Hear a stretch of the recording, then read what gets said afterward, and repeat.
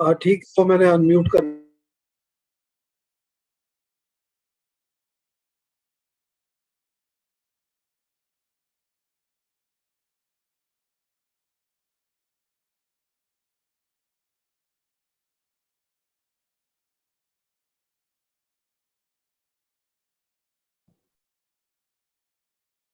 सिद्धार्थ जी, आपके टीम में बैकग्राउंड को सबको चेंज कराइए। रेनू मैम चेंज कराइए please.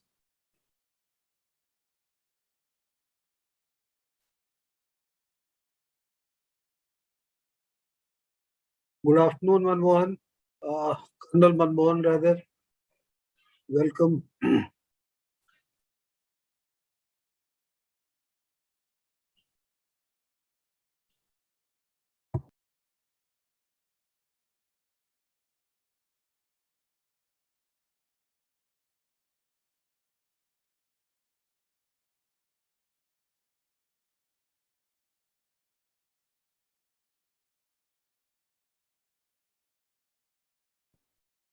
Lalita ma'am, Siddharth, can you get the students quickly please?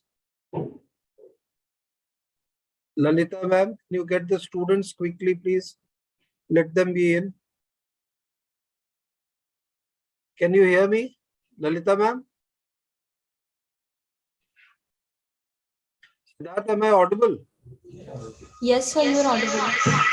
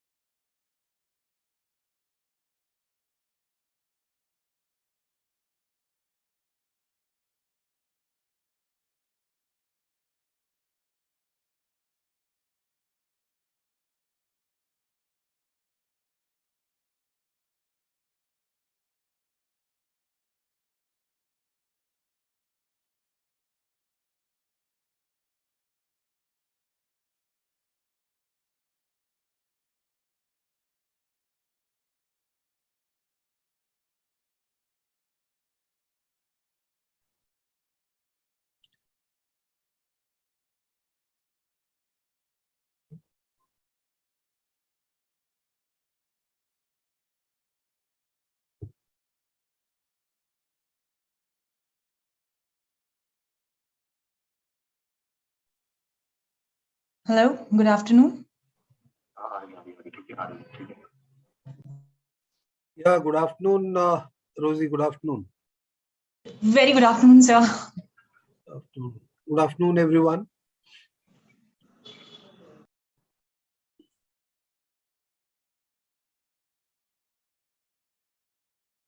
Is Kalpana there? I could see Siddharth sir joining. Professor Siddharth was here some time back.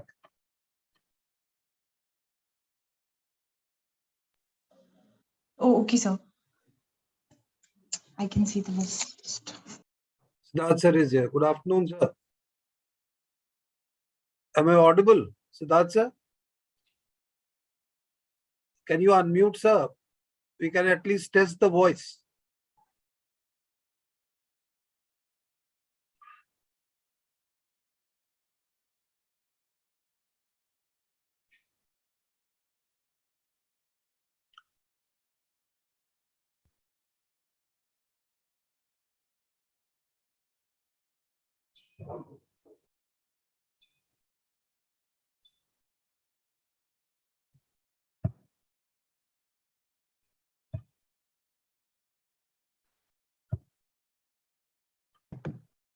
Hello.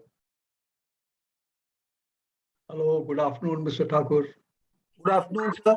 Good afternoon. Good afternoon. Good afternoon. Do I have a minute? I just want to go and wear my jacket. Yes, sir. Please, sir. Please. All right. Please. This was just a test check. I mean, I just wanted to see that I can connect. Oh, thank you. Thank you, Sunil sir. Thank you. All right. Right. Thanks.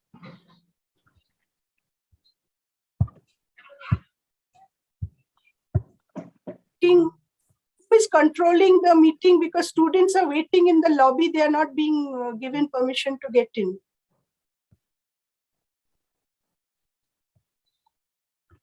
Okay, ma'am, I am calling Neeraj. Actually, Neeraj is controlling the meeting. So I am calling Neeraj to allow all the students. Yes, please. Yes.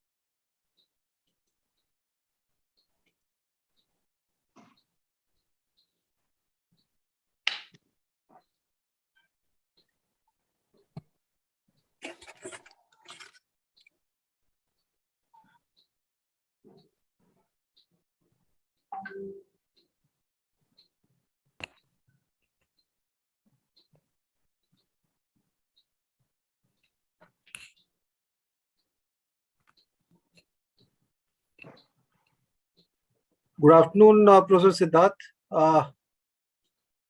Good afternoon. Good afternoon, sir. Good afternoon, sir. afternoon. So I think Chairman sir would be joining little late, and I can see many of our esteemed guests also. Professor Prashad Rao is here, and many others. Welcome everyone for making to this platform. And in fact, Mr. Sunil Pant was here. He's just teaching, I guess. He would be entering.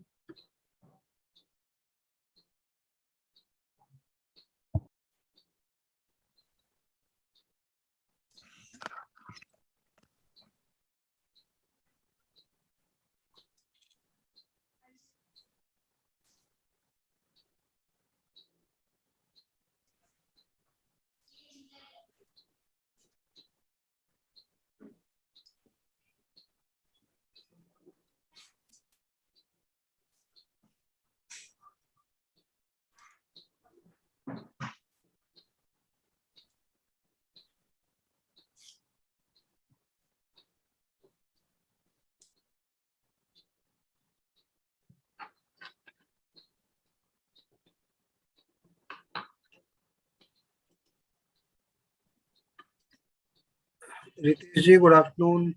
Colonel Manmohan, good afternoon. Ujjwala, good afternoon to you.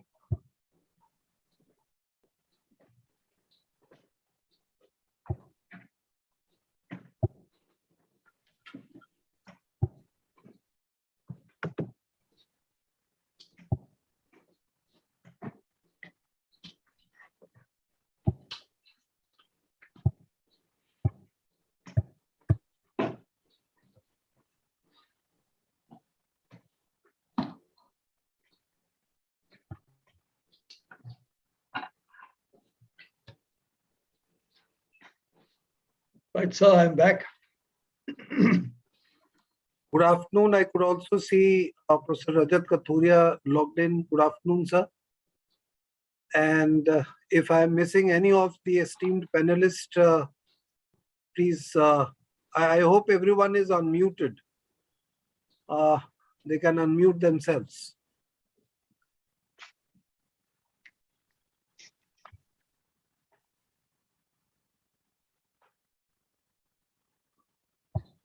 Professor Sardana is here. Good afternoon. Welcome to you. Namaskar, sir.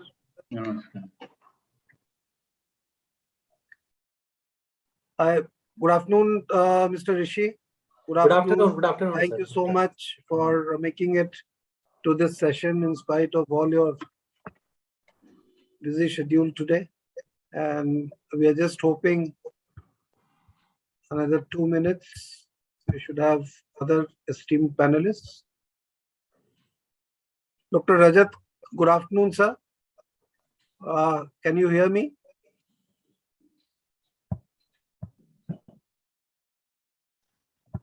Yes, I can hear you very well. Thank you. Good afternoon, sir, and welcome to you, sir. And can you hear me? Yes, sir. Very much. Excellent.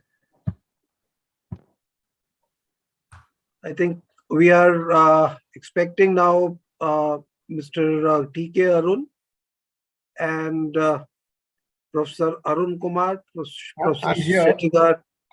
I'm here. Good afternoon, sir. Welcome. Yeah. Thank you. Thank you, sir. Professor Shettigar, good afternoon, sir. Good afternoon, sir. And Sir T.K. sir, I can hear you. Good afternoon.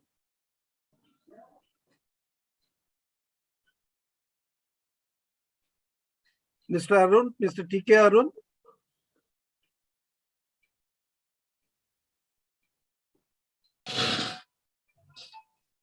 Wilson, can you freeze the panel of the panelists, please? If you can do it quickly. Yes, sir, we are doing it. Sir. We are doing it, sir. Yes, I think.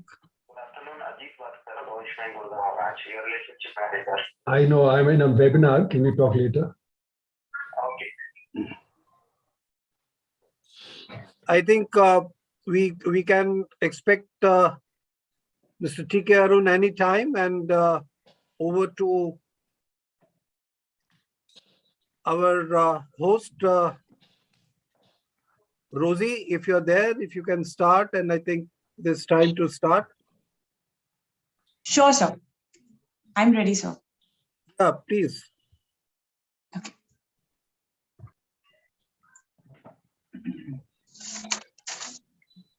Very good afternoon to one and all who are present here. I'm Rosie De Cruz from Delhi School of Business. I feel honored and blessed to host this session for this afternoon. And a hearty welcome to all of you. It's the second year of presenting the signature event on Union Budget 2022, which is a proud moment for Delhi School of Business. And heads up to all the leaders who have sustained for the same. Dr. S.C. Wirtz, Honorable Chairman of DFP, WIPS, and the other member of Board of Management, esteemed panelists, faculty and staff members, students, and other guests. It's my pleasure to extend a cheerful welcome to you all. We are privileged to have with us in the panel distinguished experts and acclaimed personalities in their own field. To begin with, the moderator of the panel is Professor Siddharth Mishra, who is a leading newspaper columnist and TV panelist of long standing, and he is presently working as professor and chairperson, VSJMC and VSIT WIPS TC. He is an editor and writer, has contributed to some very popular publications. Now, let me introduce you all to first esteemed panelist.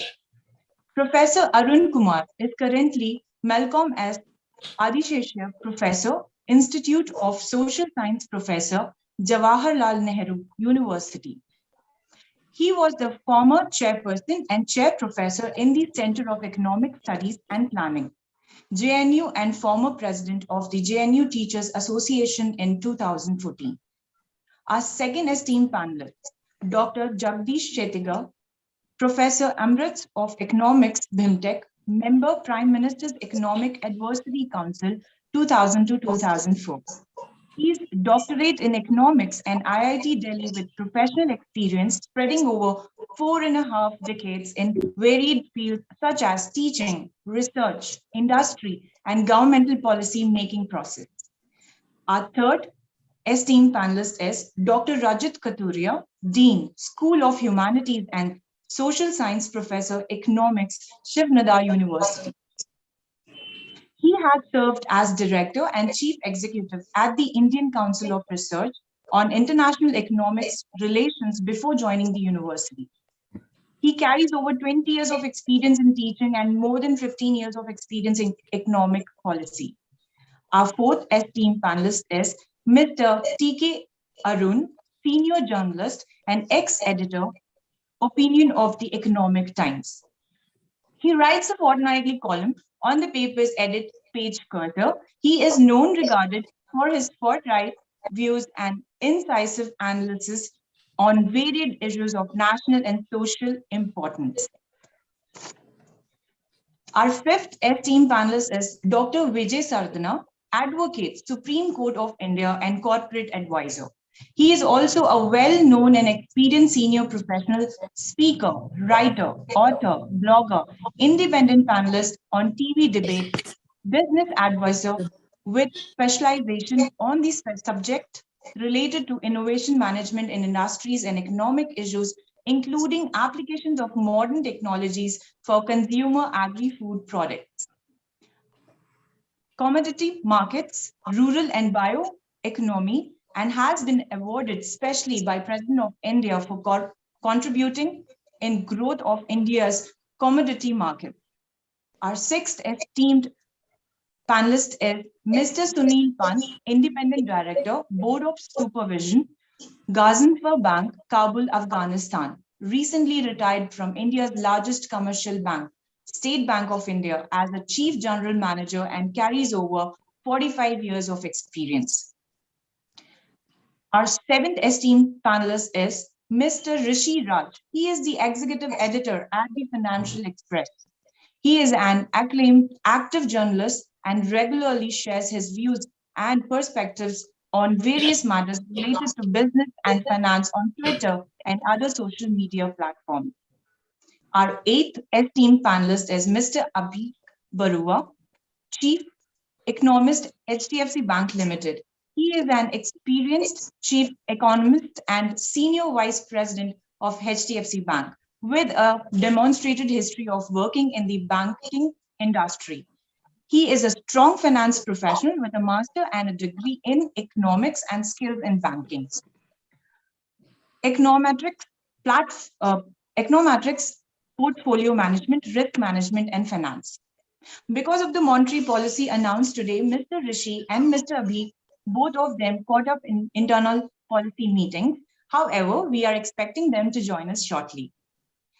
Well, now I would turn the time over to Dr. Rajiv R. Thakur, the Director of Delhi School of Business, is a familiar name in the management education field, having over 27 years of experience between academia and industry. May I request you, sir, to please take the floor.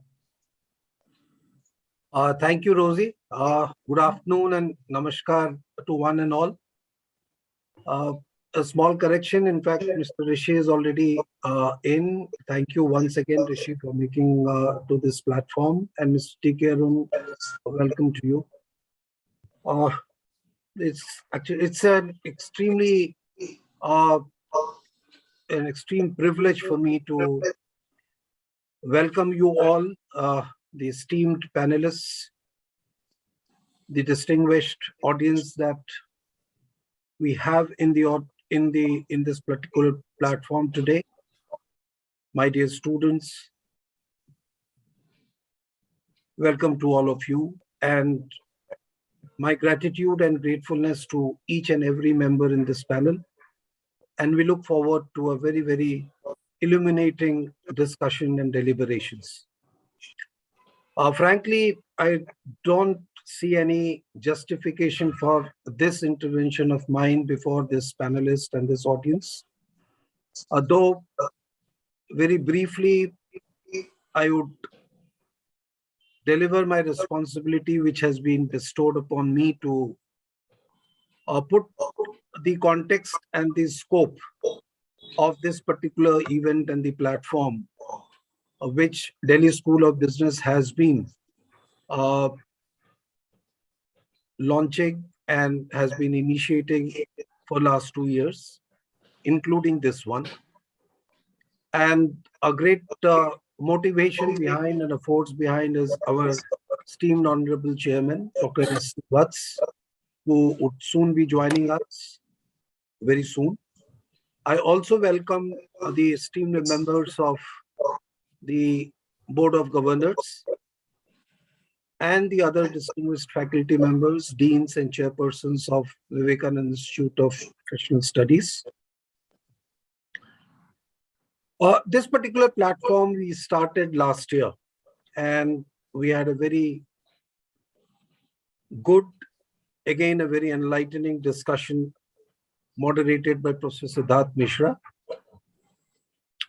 It would not be an exaggeration if I comment that in the eyes of the public today, increasingly over and over years, the relevance of the union budget is somehow losing its sheen. And I'll cite you an example. As we were just preparing for this particular event, I happened to speak to one of a very eminent academician and personality, the ex-dean of Indian School of Business, ISB, who's based in Pune. And he straight away refused this invitation very politely, saying that, Rajiv, I have taken a vow for last so many years of not attending to any of the panel discussions related to union budget.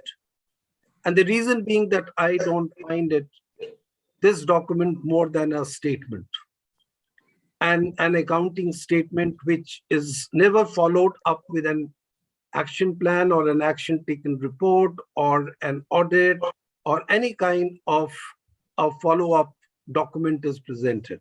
So therefore, you will have to excuse me.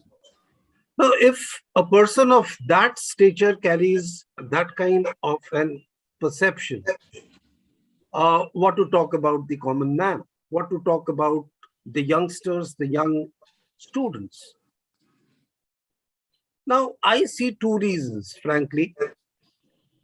One, that again, we have been seeing and watching years after years that of late, of course, that it is an euphoria around the budget which is being created. And right from the finance minister's speech to probably the president's speech as well, which is perceived not more than a mouthpiece of the running government. And then you have the media, and then you have the panel discussions following up and probably highlighting about those euphoric highlights and headlines. And somewhere in this whole milieu, the substance of the budget is lost. And something which a common man is looking for doesn't get presented before him or her. Now, this time also, this occasion, certainly things were not very different. The moment finance minister announced the verb or the phrase called Amrit Kal, that Amrit Kal itself became the headline, and that created an euphoria. And with other few headlines like, okay, India, yeah, amidst the pandemic and the post-pandemic, the ills that it had on the economy and the society, the headlines that were made was that India happens to be the fastest growing economy in the world, or a 35% increase in the capital expenditure. And there were so many other headlines, spending on infrastructure, etc. And of course, talking about the 25 years ahead of how India would look up. Now, there is nothing wrong in this. But what has happened actually is that there are many serious challenge issues of livelihood, issues of employability, issues of inflationary pressure, and so on and so forth, which the common man or the general people were awaiting to hear and understand, got lost. And if we go deeper into the later part of the studies by some eminent persons who are present in the panel even, they talked about the resource deficiency, they talked about inconsistency, about GST, revenue flow, and etc. And of course, the negligence which may have happened towards the social sector, or how it could have been better. Now, this brings us a confused state before us. And therefore, there is a need for some serious deliberation, serious discussion with some very meaningful people who have an understanding of this subject, and they can actually educate the young minds, the youngsters, who are again facing a challenge. We're facing a challenge that the reading habits or getting into the facts of serious aspects like budget is getting poorer. And this is a big challenge before us. This discussion is intended to enlighten them, and enlighten so many other people who are joining this platform. I can see over 200 people who are here, who should be benefiting from this particular event and the discussions and deliberations which is happening. So with these words and with this background and the context, Kalpana, can you confirm if Sir is here? Chairman Sir is here? Has he joined? Or we can invite him once he joins later.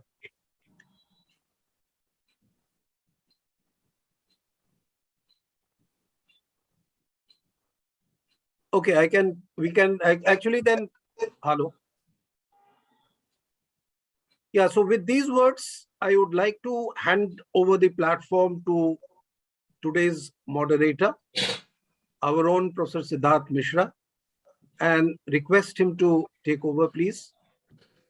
And I think Mr. Rishi would have to leave little early because he has his afternoon meeting, and of course, due to monetary policy, he has to be there. So kindly, please take it over, and if you can consider this. Thank you so much. And thank you for this opportunity. Thank you, Rajiv. Thank you so much. It's a difficult job that you give me every year, given the fact that I have no background of economics or understanding of the money matters. In fact, I have grown up following budget, seeing the cartoons of R.K. Lakshman, and in later years, probably enjoying the speeches made by the banter between Dr. Manmohan Singh and the Marxist supreme leader, what was the Chatterjee, so that is my take on budget. And when I was in the newspaper industry, Rishi would recall that I was, being a non-economic man, on the day of budget, I was reduced to doing the color story or the soft stories. And my first attempt of doing a serious business story ended up being very critical of the paper industry. Little realizing that the owners of the paper then, the Thappers, belonged to the paper industry, and I was in for a great reprimand the next day.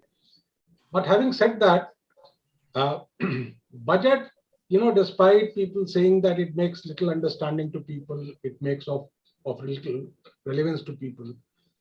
But as far as people in the newspaper industry go, or people in the what you call television industry go, in the communication industry go, budget is a important media spectacle.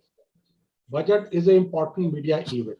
It draws a lot of eyeballs, as we say it, and there must be a reason for it. We will deliberate this at the as we progress during the course of the discussion. I'm not really holding Rishi back for his meeting, editorial meeting. I would invite you to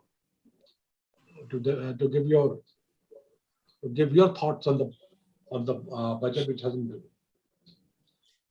Thank you, Professor Mishra. Again, I'm referring to you as Professor Mishra, though you are an old friend as well as colleague. And thanks, Dr. Thakur, again, an old friend and colleague or so. And my regards to all the distinguished panel members, some of whom I know also personally. And all of them, I have no hesitation saying all of them are much more accomplished and knowledgeable than me on this subject. Since I have little time because of the change in the policy today, I got constrained, so I had to, I'm a little short of time, so I had to seek excuse from Dr. Thakur that I won't be available for a longer period. But Dr. Thakur gave a very nice background to the context of the budget, which was further elaborated upon by Professor Mishra. So I thought that as an opening this thing, I would also dwell a little bit on that, so that, and of course, the other distinguished panelists can take it further and even analyze the budget further. The point is that what Dr. Thakur rightly said, that, budget is losing its relevance. In a way, that is correct. And that brings to the question, do we really need a budget in the way it is presented today? This time it was a relief that it was, meaning in the old side, there was nothing big bang. What is normally seen in budget as big bang. It wasn't that extremely disappointing also. And the budget speech was thankfully very short. The point is that what I recall from my earlier years in career as a business journalist, the day after the budget, when you returned, and in the beginning, the budget was presented towards the evening, 4 o'clock or 5 o'clock. So you returned quite late at night home. And the people used to ask you only one question. Prices of what has gone up, prices of what has come down. And the other thing was regarding the income tax, the taxation part, this thing. If we slowly see the taxation, the GST part is totally out of the budget now. So the indirect tax goes away. If we look at customs, of course, it's still there, but with the WTO bound rates, etc., there is very limited which the budget can do now, and especially with all this Make in India and all this thing, there's very limited which you can do. So customs also is not a big thing where you can make some changes. Personal taxation is something where, yes, of course, things can be done, but a little bit, and the demand is whatever is there is mostly known to people. But looking at the resources of the government and the finances of the government every year, even before the budget is presented, most of the people who follow budget are able to make an intelligent guess what will happen and what will not. So much of the sting of the budget, as if that is the right term to say, is gone. So what is now reduced is that budget becomes an annual financial statement. An annual financial statement does need to be presented to the parliament. That's welcome and should be done. But even there, if I come to say, unlike earlier years, long years back, now there's a surfeit of information throughout the year, in the sense that there are several brokerages reports, government presents various mid-year economic review, numbers are analyzed by economists, policymakers, other experts throughout the year.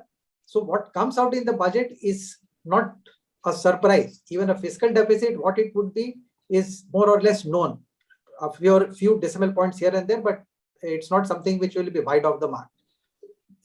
What people have estimated and what will be in the budget. If we talk of disinvestment targets, whether it will meet, whether it will be revised downwards, that is also known. One gets to know, because the interaction and the information throughout the year has increased. So the economy is analyzed on not a daily basis, but I'm saying on an hourly basis or a minute by minute basis on a daily basis with so many business channels and other avenues of information.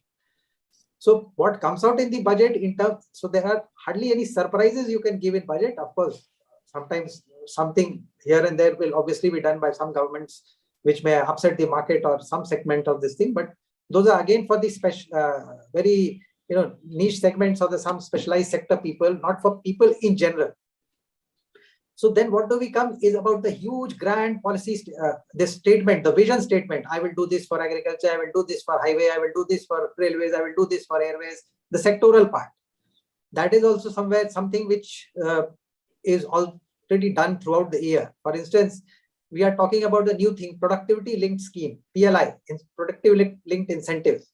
Everything was announced before the budget, all the PLI schemes, all the participants, everything about that.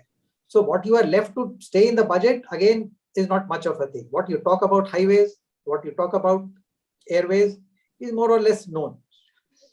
So this year before the budget, when we spoke to the specialists who generally track it, as well as the industry chamber people, that what are they expecting in the budget and what would their ideal budget would be, what they would be, what we actually found out that everybody wanted a stability in policy. That, okay, make it a boring budget, fine, but there should be stable. What has been started should carry on.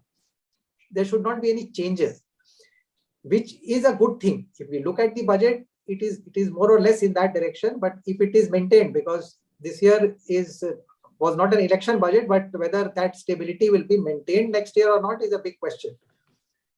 But stability in policies.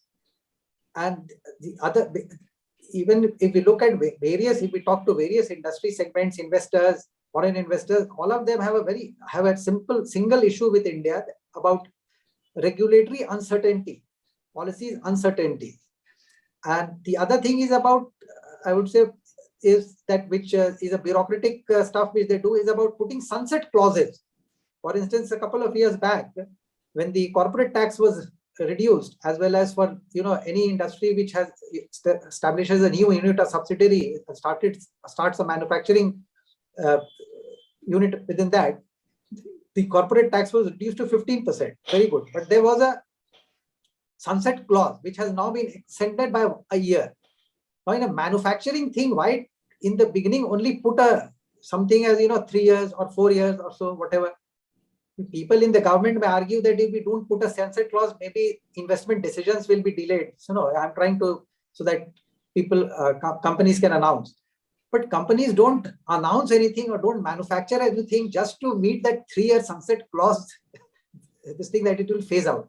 They are much more intelligent and they are much more tuned into the business than the government babus to decide on their investment plans, on their manufacturing, what they want to do, etc. So, these sunset clauses and all is something which now onwards should go away in budget. If you are saying something that this and such policy is being done for this and this purpose, you leave it open or give it a reasonably larger time frame than some 3 years or 2 years or 5 years kind of a stuff. That is one thing which can be looked at in terms of stability of policies. The other is like, the government should look at this thing, whether you want to give that, elaborate a statement, such a long speech, even though this was short this year, but because we anyway are subjected to such speeches when one is a budget speech, reply, even before the budget, whenever there is a press conference or an announcement, there are speeches. So the intent and the direction, etc. are known. So why again get into that much of this thing? I know the temptation is huge because it's for the government, standing, and when the entire nation is tuned to listen to you speaking at this thing, no politician, no minister would like to go, let that opportunity go away. But couple of years, I think it was during this government's only, in the first 10 years, the railway budget was done away with. Not just a separate railway budget was done away with, and now it has been merged. Now let's look at it. Do we at all miss it? What was it of relevance over there? There the relevance was only with regard to the railway finances in terms of freights as well as fares for the common people, I'm saying. Now nobody even bothers to find out whether the railway fares have been hiked or not during the year. Many people won't even know the freight rates. So we are not missing it, and nothing has gone bad for the railways because it is not being presented in the manner in which it was being presented earlier. So this is my point in the sense that budget in India also now it's high time that it is just presented as an annual financial statement, not as a big policy monologue, which anyway we suffer throughout the year. So there is no point repeating it again. A. B. We should stick to a long-term fiscal policy in terms of taxations, which also in a way we have moved on, are moving wherever it is not there in that direction. And policies should be stable. So the more the budget is boring, more it's predictable, and it doesn't throw surprises. I think it will be good for the country, for the people, general, common, as well as specialists, as well as for investors, both domestic as well as foreign. That is what is my views on the budget. Thank you, Rishi. Thank you for having found time from the meeting and join us. Talking about that 5 o'clock budget timing, while it was interpreted variously and the India government took a very nationalistic point of view that why should we attune ourselves to the British Parliament timing and time that we change it to the nationalist this thing. But for we people in the newsrooms, it was a big loss in this way that when the budgets are presented in the evening, the management would host us to a very good dinner, very lavish dinner, which was gone with the budget being presented at 11 in the morning, and by the time 5 o'clock or 6 o'clock, the job was over. Now, talking about relevance and irrelevance of budget, it all depends on, to my understanding, it all depends on the person who is presenting it. Long back, when Dr. Manmohan Singh was making into a big the budget speech into a big media spectacle, the finance minister in Bihar, Mr. Lalu Prasad Yadav, in one of the budget presentations said that his budget speech ko padha hua samjha jaye. He even did not bother to read the budget speech. And he said he tabled it and said isko padha hua samjha jaye. It did not make any effect or any district to the health of the economy of the state. So, so the relevance of budget and the irrelevance of budget. So I think it's better that it comes from the experts. So I'm inviting Professor Jagdish Setigar to please present his views. So you have to unmute yourself. Dr. Thakur and esteemed co-panelists, who many of you are known to me since the last, I think, more than 20 or 30 years.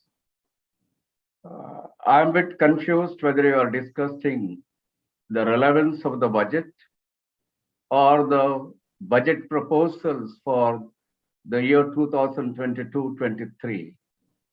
If it was a relevance of the budget, there could have been a separate discussion. And without wasting my time, I just would like to say that it is only because of the participation by the public, there has been drastic change in the approach by the governments, because as compared to the 1980, when the government used to believe in the controlled Raj, now it is since then we started liberalizing the economy. It is mainly because of the public debate over the years. So we have got, as an experts, we have got a commitment to the nation, and that is why we have to discuss. And unfortunately, the issues related to the economy, since it affects each and everyone think that we have got a view and we have got an expert.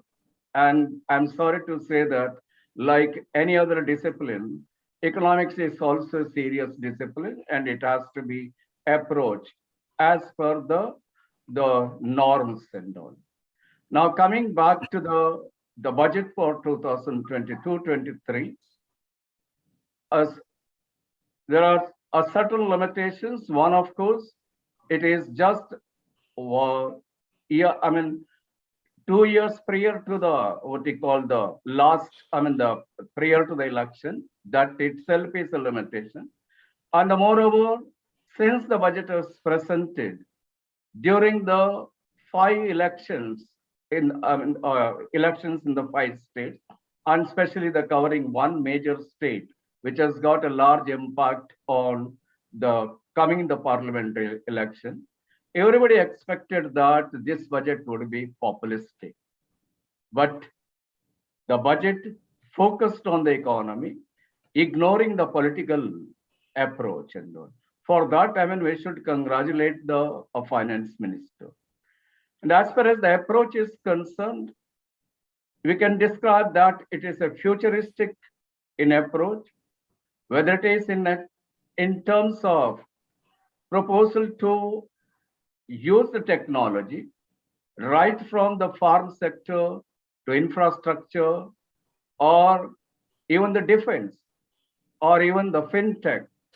So all aspects, there is a focus on the application of the technology. It is a technology-based growth. This is the approach of the government. And moreover, they keep 25 years ahead in view. On keeping that, there is especially the countries like the China, whether it is infrastructure or any other aspect. If you ask them why this is, it is a keeping 25 years or the 35 years ahead. This is again a change. And even the quality of the approach, for instance, if you look at the agricultural sector, all the years we used to say that whether some subsidies to be raised, or farm loan is to be waived, or how much is to be spent on the credit, all those things. But instead here, the application of the technology, like the drone. I never thought that the drone can be used applicable even in the agricultural sector, like assessing the crops, or even the water bed, and even the digitization of the land. And the people who are familiar with the aspect, the land is a major, when it comes to the what we call the acquiring of the land, or selling or the buying of the land, except a couple of states like Andhra Pradesh and maybe Telangana and the Karnataka and the Tamil Nadu, you don't have the proper record as far as the land is concerned. Now, this proper digitization of the land, it is going to have the major impact on the economic activities. And then the focus on the infrastructure, I am not going into the detail, whether it is the what we call the 100 Vande Bharat or trains. It is a total what we call the focus on the improvement of the logistics. So in normal circumstance, definitely this budget could have been considered as a visionary in approach, and it would have impact, a positive impact on the economy. And when there is a growth, obviously that will help in generation of the employment, which has been the one of the what you call the factor considered. And moreover, there is a focus on even the housing infrastructure also. But having said that, it is a growth-oriented, a futuristic approach, and focusing on the application of the technology. And it is basically focused on to encourage investment. I would have been very happy since it addressed the issues relating to the supply constraint. But unfortunately, supply constraint is also linked with the demand constraint. Now, from the point of the demand constraints, I would have been happy if there is some tax concession. In fact, since the last 2 years, in fact, more than 2 years, even since the slowdown in the economy, let alone the pandemic effect, I've been articulating that there would have, the government should think of implementing direct tax code recommendations, and that would have helped in generating the demand for the economy. But then we should also understand the fiscal space available to the government because of the pandemic effect. because there is already, the slowdown in the economy, and especially since the last year, there is a negative growth of 7.3%. Though we have started recovering, and the estimation is that we'll end up with a 9.2% growth. And next year, they estimate that there will be growth of 8 to 8.5%. But today, RBI said that there will be a likely growth of 7.8%. So it is in the background of the constrained economy, and not only because of that, the adverse effect on the employment generation, and also the widening the fiscal deficit. Because since the last 20 years, the government has been trying to discipline itself by passing the FRBM Act, and as per which the fiscal deficit should have been reduced to 3% of the GDP last year.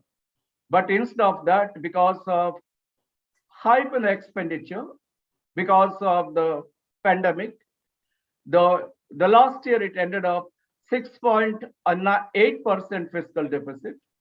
And they expected that this year, this year also they expected last year it was a 9 point something.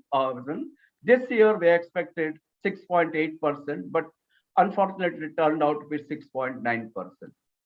It is not that simple fiscal, the balance sheet, as the Rishi Raj has pointed out. It is not that looking at what is the expenditure side and the revenue side.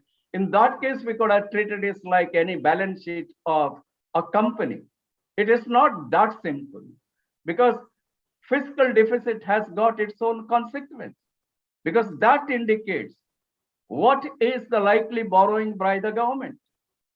Now, since 1991, since the government has gave up the concept of the budget deficit, the government comes to the market like any other private individual or the private unit, demanding the loan from the market. The government being a major player in the market, that has got its own impact as far as the interest rate is concerned. Now, once the interest rate goes up, it is not limited to only the government borrowing. Even the private companies also have to bear that increased interest rate. But if you are familiar with the balance sheet of any company, the expenditure on account of the interest payment is one of the 4 major components of the expenditure of any company, which obviously will have adverse impact in the unit cost, which ultimately will be passed on to the consumer, which will lead to the cost push inflation. If somebody tries to avoid, because some of the companies raise loans through the external commercial borrowing route, but there, the interest rate they have to pay depends on the rating of the country. Now, the moving away from the fiscal discipline committed by the government before the parliament would have the adverse impact on the rating by the rating agencies. And even if they go to the external commercial routing, they have to pay the higher interest rate. So let us not think that it is a simple balance sheet of the country. So another important factor we should keep in mind that the normal economic theories are not yielding any result, whether it is the supply side or the demand side. Even if the government has given some tax concession, I don't think that it would have resulted in the demand going up. And for that matter, with all what you call the supply promotive or the measures supportive of the investment, I don't think that it will lead to what you call the positive impact as far as the investment is concerned. As I already said, that investment depends on the demand. But look at both the sides. Though there is an economic activities, at least since the last 1 year, more than 1 year, I don't think that any unit is allowed to work in 3 shifts. And even in a single shift, it is with the 50% workforce because of the social distancing and norm. And when comes to the demand, how many of we move out freely in the market? Because of our online, the order, or even if we sometimes venture out to the market, our purchase is limited to only the requirement. There is what you call the demonstration effect in the economy. That also has got its impact when it comes to the consumption expenditure. Now that is not happening. So both the supply side as well as the demand side, there is a non-economic factor, that is human behavior. Now, unless and until we create an environment where people move out freely, both in the market as well as in the factory units, I don't think that we'll be able to go back to the normalcy. And I think that will happen only when vaccination takes place. And there is a considerable progress as far as the vaccination is concerned. Maybe in another 6 months or maybe another 9 months, once everybody covered, including the kids, once everybody covered, I think people will start moving freely. And this is the new development, that is human behavior, that is a non-economic factor of playing its role in the economic activities. Unless that happens, that is, we focus mainly on the vaccination so that both the side, supply as well as the market side, people move out freely. I don't think that we'll be able to move out freely. Otherwise, within the what we call the constraint, that is, it is not a populistic, but the government tried its level best. As I said, that whatever the measures they have initiated to promote the investment may not be fruitful, since the demand side has not taken into consideration. But even if they had taken into consideration the demand side, I don't think that would have given the expected result. So we have to keep this in mind instead of simply having a cynical view of that the budget has lost its relevance and all, because budget has got its impact without, and otherwise people would have criticized that the government is doing, because we are a part of the democracy. We are a democratic society. It is unlike China or some other what we call the communist regime or the dictatorial regime. In the democracy, people have got their role, both general public as well including the experts. Now, if the experts feel that we don't have any rule, it is a waste of the time to discuss the budgetary proposal, then I think we should not discuss even, having invited us and telling that there is no relevance of the budget.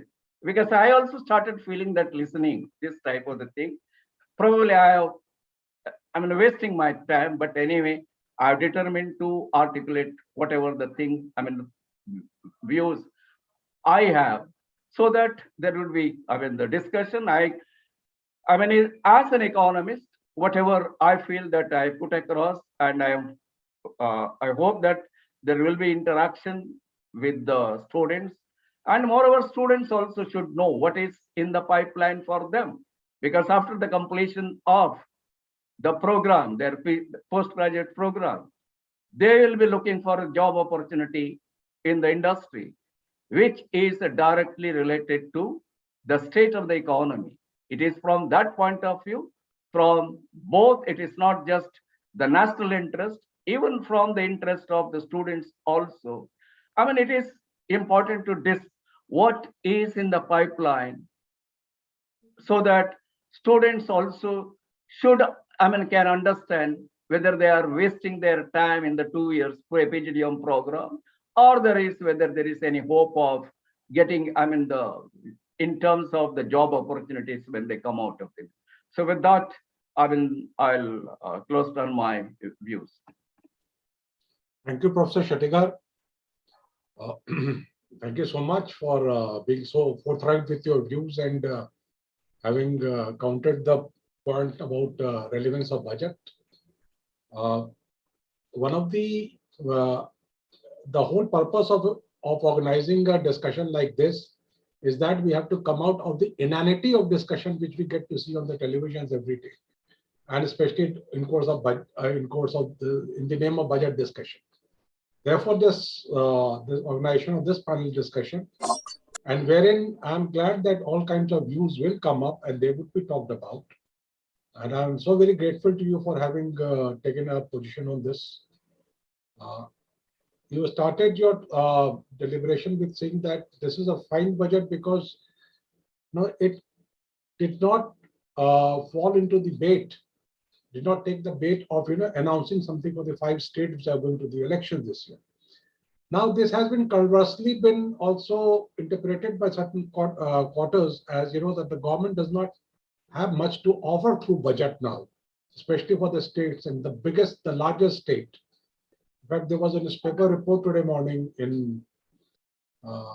they led with this report on the day Uttar Pradesh has gone to elections today, that the results in UP will decide who will decide the next president of the country, and that the government did not fall to the bait of making the election part of this budget deliberation was something which has been interpreted by others that the government did not have much to offer through the budget now. That's the kind of exercise it has become. Having said that, I welcome Professor Arun Kumar, much followed economist on the communication platforms as in the classrooms. So, Professor Kumar, please. I have a PPT. I'll try and share that quickly, but it's been disabled, Can you enable the sharing of the screen?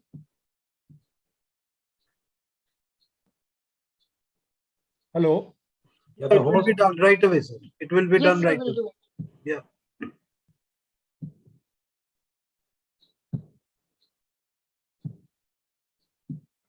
Okay. Can you see the PPT? Yeah. Okay. It is visible. Okay. Thank you. So thank you for inviting me, Mr. Thakur and the fellow panelists, distinguished faculty members, students, and others who are participating. So I'll be looking at the budget from the point of view of who gains and who loses. I'll be very brief because the time is short. So, there are theoretical ideas as well as current ideas. So in my book on Indian economy's greatest crisis, which came out in 2020, I've discussed the theoretical ideas of demand side and the supply side, and the budget is based on supply side, as I'll try and point out. So what does this mean? What does the stimulus mean? I've discussed that. So I'll not spend much time on that. And I've had several recent articles in which I have discussed it. The point that has been made is that budget has many, many items in part A of the speech of the finance minister. One cannot discuss everything. So what I plan to do is look at the macro aspects and then maybe a little bit of the micro and the sectoral aspects. So a budget is a tool of implementation of policies. It's not just an account of government's revenue and expenditures, as many have said outside and some have said here, that it's just an accounting statement. It's not. It's also has implications, who you tax, where you don't tax, what expenditures you make. All that is a part of what the impact of the budget will be, and also is based on the politics of the ruling dispensation. So therefore, these expenditures and revenue raising, they are important items. They tell you what the budget has in store. And quite clearly, therefore, some sections will gain while others may lose. And the macro is what determines the overall trend within which the economy plays out. So that's why I'll be focusing largely on the macro aspect of the budget and not the sectoral and so on. Now, what are the key factors? We look at the economy from the point of view of growth, distribution, employment, social and physical infrastructure. And some of these variables are actually derived variables. They depend on other variables. So for instance, growth, employment, distribution are macro variables, which actually are derived from what's happening to investment, savings, trade, technology, and taxation. The physical and the social infrastructure, there we can look at the specific allocations and policies, but the macro remains important. Within the macro, what we do will affect the social and the physical infrastructure as well. Now, what is the current situation? Because the budget looks at the current situation and tries to present some solution to the problems and then looks ahead as to what needs to be done. The Indian economy is characterized by a vast unorganized sector, which 94% of employment is there. And within that, agriculture is there, which employs 45% of the workforce. These sections largely have low incomes. And what the price survey, which has been reported a little while back, suggests is that the bottom 60% in the income ladder have lost incomes compared to 2015-16. That's just before the demonetization. So the loss of incomes for the last 5 years has been very substantial. Perhaps most of the loss of the income has been during the pandemic last 2 years. The top 20% have gained very substantial incomes, 35%, according to this survey. So therefore, the inequalities have increased dramatically, and that has implications for growth. And the budget, it was hoped, would do something. The Azim Premji survey showed that 84% of the workers lost incomes during the pandemic.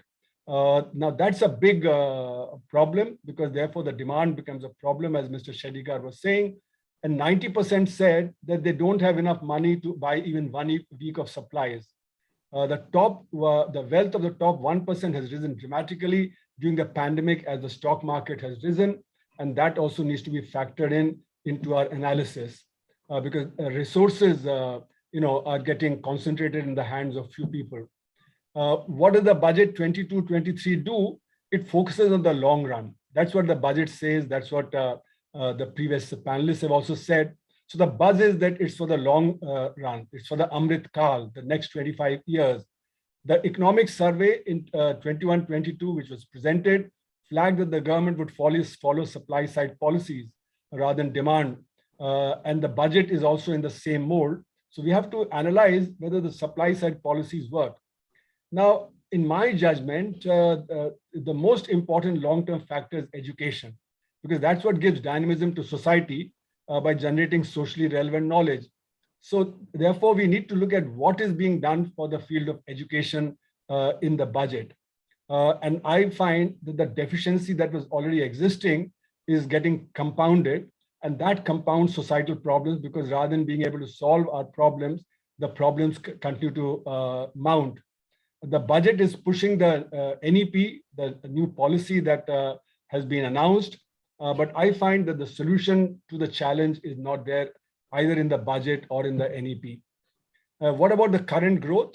Will the budget strategy help achieve long-run goals? That depends on whether the short run is right, and the budget is lacking in that. That's what I'll try and show.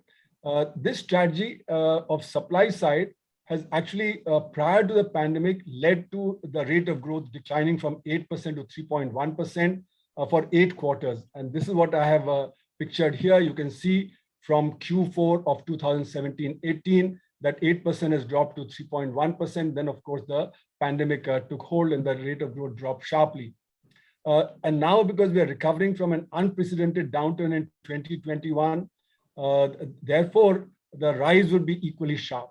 But it's therefore inappropriate to compare growth rates at the moment. What we should do is we should look at the level of GDP in 21-22 compared to 2019-20. And in Q2 data for 21-22, we've just about reached the level of 2019-20. So over 2 years, the growth has not been there. We can also say, compared to the potential, if the economy was rising at 4%, we've lost 8%. We are 8% below that potential. Therefore, to claim that we are the fastest growing economy does not mean very much at this stage, because we have just about reached the 2019-20 level. So the question is, what is holding back growth pre-pandemic and now? The unorganized sector and contact services like hospitality and travel and tourism, they're all still down. They're not back to where they were. Unfortunately, the unorganized sector data is not incorporated separately in our GDP data. because we assume that it's growing at the same rate as the organized sector. But if you look at the RBI survey, the consumer sentiment is still down at 62.3, which is much below the pre-pandemic level of 105. And this data, mind you, is from the organized sector. This is not the unorganized sector consumer sentiment data. Similarly, the organized sector data from RBI on capacity utilization is also below 70%, which was there earlier as well. So capacity utilization is low because the consumers are not buying as much as they should, which Mr. Shettigar flagged as the demand problem that is there in the economy. And now there's a fatal flaw in policy, that is the unorganized sector has got invisibilized. So the data on which we are operating, the GDP data and the growth data, is actually incorrect because the unorganized sector has been declining, and the recent SIDBI report also points to that. So rising inequality leads to shortage in demand and to growth slowing down. And that is what is holding back the growth even before the pandemic hit us. And that is going to hit us again because the unorganized sectors are not able to revive, as various reports are suggesting. So the question is, will the budget's macro deliver? The budget is doing very little to boost incomes or employment for the bottom 60%. And that is where actually the decline had taken place. The budget uses 11.1% growth in its macro, but it implies that the growth rate there, the real growth will be 5.5% because we're having an inflation of around 5.5% at the moment. So the growth may not be 8.5%, but more like 5.5%. The second point is that the total budget allocation is increasing by 4.6%, which is less than the inflation. Therefore, in real terms, actually, total allocations are less than what they were last year. So that could have given a boost, but that's not the case. Much is made of capital account expenditure rising by 35%. But if you look at the data up to November 2021, the CGA report shows that not even 50% had been spent on capital account. Suddenly in December, it is now shown as 70%, but I tend to discount that figure because it's probably allocations and not actual expenditures. Now, if given this state of affairs, I don't think next year's target of 7.5 lakh crore would get fulfilled, even though 2 lakh crores are special items, 1 lakh crore given to the states and 1 lakh crore of green bonds. But if you look at the main expenditure, I don't think those will be there. So the two items that could have boosted aggregate demand are unlikely to do so. The two items being the total allocation in the budget and the capital expenditure. Also, if you look at the total allocation as a percentage of GDP, it has dropped. So that's another indication that that will not really be able to help. Now, look at the sectoral allocations. Investment is skewed toward the more capital-intensive sectors like the PM Gati Shakti, which is going to create infrastructure, roads, and railways and such like. But that's highly capital-intensive, so the direct employment generated there is going to be much lower than what could have been done if investment had been increased in labor-intensive sectors. Like, for instance, if you look at rural development, there's no increase. It's slated to 2.06 lakh crore, and last year's revised estimate was also 2.06 lakh crores. That means in real terms, it's actually going to decline. Similarly, the health sector allocation is stuck at rupees 86,000 crores. So again, in real terms, it's going to decline. Education does see an increase, but there it's not based on increasing employment of teachers. It's based more on use of technology and others, where probably the employment generation would be much less. The Rural Employment Guarantee Scheme, MGNREGS, is allocated much less than what was spent last year or the year before. The year before, 1.1 lakh crore was spent. This current year, the revised estimate was 98,000 crores. It's been brought down to 73,000 crores. And that is the situation when, according to reports, the workers on an average are getting less than 50 days of work, not 100 days of work. So people need it. And there was a report in Financial Express which suggested that people are getting even less than 25 days of work. So enough allocation is not being given there, not enough work is being generated. There is a lot of rising unemployment in the urban areas. So an urban employment scheme was also required, but there's no announcement for that. So in terms of generating a mass employment, there is very little. the investment is going into the capital intensive sectors, which is not going to generate that much of direct employment. Now relating to education, and I'm only taking up this sector for shortage of time, requires increased attention to all levels of education, that is primary, secondary, and tertiary. Unfortunately, the NEP has many lacunae, but the budget cannot address those lacunae. What you require for NEP to function properly is a milieu for education. That milieu has to be created independent of the budget and has to be created by society as a whole. Education also links up to employment for educated youth, because if you expand the employment of teachers, etc., educated youth would get employment both in rural and urban areas. So this needed to be stepped up very substantially. Our target for public education has been 6% of GDP, but I don't think we've crossed 4% of GDP on education. There is no statement about the crisis of the teaching community, where there are a large number of ad hoc and part-time teachers who are working at very, very low incomes or negligible incomes.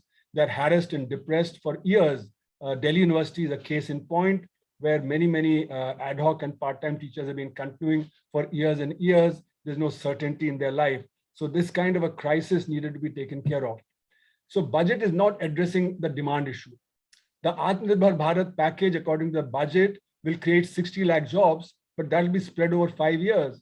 So that's about 12 lakh jobs per year, whereas in my estimate, about 15 million children enter the job market every year. So compared to 12 lakh jobs that the Atmanirbhar Bharat package is talking about, we have to talk about 150 lakh jobs that the children entering the job market require. Then we have on top of this cut in food subsidies. So what the poor were getting will also decline, and therefore they will divert funds towards food, and the demand for other items will therefore decline. So in the short run, neither rapid increase in employment nor incomes of the bottom 80% will take place, and therefore the demand will remain weak in the economy. Now, why is this the case? Is fiscal deficit the constraint because of which this is happening? Now, I agree that the fiscal deficit at the moment is running pretty high. If you take the states, center, and the public sector, it's above 10%. But when demand is constrained, this should not matter. Of course, as has been pointed out, the borrowings will be high and interest burden on the budget will rise. The interest burden is already the single largest item of our revenue budget. So we need to check that, but in a different situation where the problems of demand are not there. At the moment, according to banking sources, there's excess liquidity in the system. Demand for credit has been rising very slowly. So there is this excess liquidity which can be tapped, and the fiscal deficit could be maintained at a reasonably high level so as to generate demand. However, the alternative would have been to raise direct taxes to keep the deficit in check. But we know that, as the Prime Minister said on August 15, that only 15 million Indians are effective taxpayers. The rest, 5.5 crores who file tax return, are either paying negligible amount of tax or declare zero taxable income. So therefore, it's this 15 million where basically the taxes could have been raised, because they are the well-off section, they are the 1.1%. And we could also check the black income generation process, which we have not been able to do. And that is a question of political will and of priorities. So how to curtail the fiscal deficit? I don't think it should be done by curtailing the essential expenditures to boost demand from the lower segments. What is the philosophy? Actually, in my judgment, it's not the fiscal deficit, but the philosophy of budget making is the impediment in doing more. Inflation is at elevated levels, and the incomes of bottom 60%, which have been declining. Therefore, inflation is going to further eat into their purchasing power, and the demand will not pick up. So why more could not have been done in the budget for this 60%? That becomes the issue. And this is where I find that the problem is not the deficit, but the philosophy of supply side that is being pursued, that was suggested in the economic survey repeatedly, and which has been there in the budget. So my argument is that if the short run is not right, the long-term objectives will also not be achieved. And supply side will not deliver if demand remains short. Why would somebody invest more if the demand is short? because if capacity utilization remains low, then the investment would also not pick up accordingly. So it's, at the moment, what we need to do is look at the demand side and then think about the supply side. Unfortunately, there's crony capitalism, which is thriving in the economy, and that's leading to creation of massive monopolies, which will lead to greater inequalities in the system, and the economy would therefore suffer. And my argument has been, which I've given repeatedly, between the short run and the long run, is that if my house is burning, I need to throw water today. It's no good to say that I'll set up a fire engine, a fire station next to your house. That'll take 3 to 5 years, by which time the house would burn. So to conclude, the current problems remain unresolved. The unorganized sectors will continue to decline because there's very little for the unorganized sector. Unfortunately, we lump the micro sector with the small and medium. And in the Atmanirbhar Bharat package, also we've done the same. So most of the benefit that is afforded to the small and medium, to the MSME, goes to the small and medium and not the micro. High inflation is likely to persist, which is going to lead to poor losing incomes. And the reason for this could be international factors and the pricing power of the corporate sector having gone up. So even though their costs have gone up, their profits, according to the RBI sample of 1,400 companies, that has been rising at 24%. So in spite of a higher cost, the prices have gone up more, and that's why the profits are rising. So this pricing power also needs to be looked at. The unemployment will continue to increase, given the fact that we are focusing more on capital intensive rather than on labor intensive sectors investment, and that will adversely impact the youth. The youth has been protesting, and that could go up. The digital divide in education is going to continue to grow because we are focusing on technology, and the poor are unable to access technology. And that will mean the learning gap for the poor will rise. And just today, there was a report saying that how the Acer report is suggesting a lot of loss of learning, especially among the rural schools and the poor. Public sector health infrastructure, which is very weak as the second wave and the first wave showed, needed to be strengthened. But the allocations there have not been sharply increased, and that will then end up affecting the poor. So inequalities of various kinds, whether in terms of access to health, education, whether employment, inflation, unorganized sector. So various kinds of inequalities are on the rise. And when that happens, then the demand will continue to remain an issue. So therefore, supply side policies is not what we needed at the moment. What we needed was demand side policies, and then we could have thought of the supply side policies when the economy had revived. Thank you very much for your patience. Thank you so much, Professor Kumar. And having heard the two theoreticians on the matter, the dilemma for me has been to go for a journalist or go for another theoretician. And I thought that I would call Mr. Arun after I have heard Mr. Rajat Kathuria, Professor Kathuria on the matter, so that he sums up the three theoreticians in his call. So, Professor Kathuria, please. Thank you, Siddharth, and thank you, Dr. Thakur, for inviting me to this discussion. It's always a privilege to speak among such wonderful panelists. And as people have been saying, I know most of them, so it's wonderful to be here.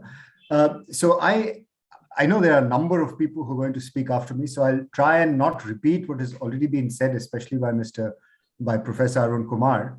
And I largely agree with what he said. So I'm going to approach the budget from a different perspective. But let me say the previous arguments that have been made about the irrelevance of the budget. Let me say, I think what is more important, I mean, that discussion will go on, but what is more important, and I think what this government has done, at least this time, is to sort of remain shielded from populism. I don't know whether that will happen next year or not, because this year, at least, that's what's been demonstrated. And I think creating some sort of a ring fence around the budget so that it is sheltered from the immediate politics of the environment, and to make it really an economic document, an economic policy document. I'm being naive, I know. Economics is not away from politics, it's political economy. But to try and make it shielded as much as possible from the political vicissitudes, which are much more short-term, even more short-term than trying to raise demand. So if we can do that, is there a way to do that? Well, I mean, look at the Monetary Policy Committee, and Rishi is going to go off to the meeting. But the Monetary Policy Committee is an attempt to try and remove, to try and create an expert committee that will advise on monetary policy. So the suggestion of creating a fiscal council in the budgetary process that will be a much more long-term council that can advise the government on medium-term fiscal framework, including the fiscal deficit, and try and shield the government from immediate political decisions by using it power of allocations in expenditure. So that's one point, and I think hopefully sooner than later that might begin to happen. On the budget itself, I think no big bang, and good no big bang, because I think, I mean, the government could do more harm than good by doing a big bang. So I think that's good news, and the government has also been fortunate in that oil prices went up, and therefore they were able to get more revenue.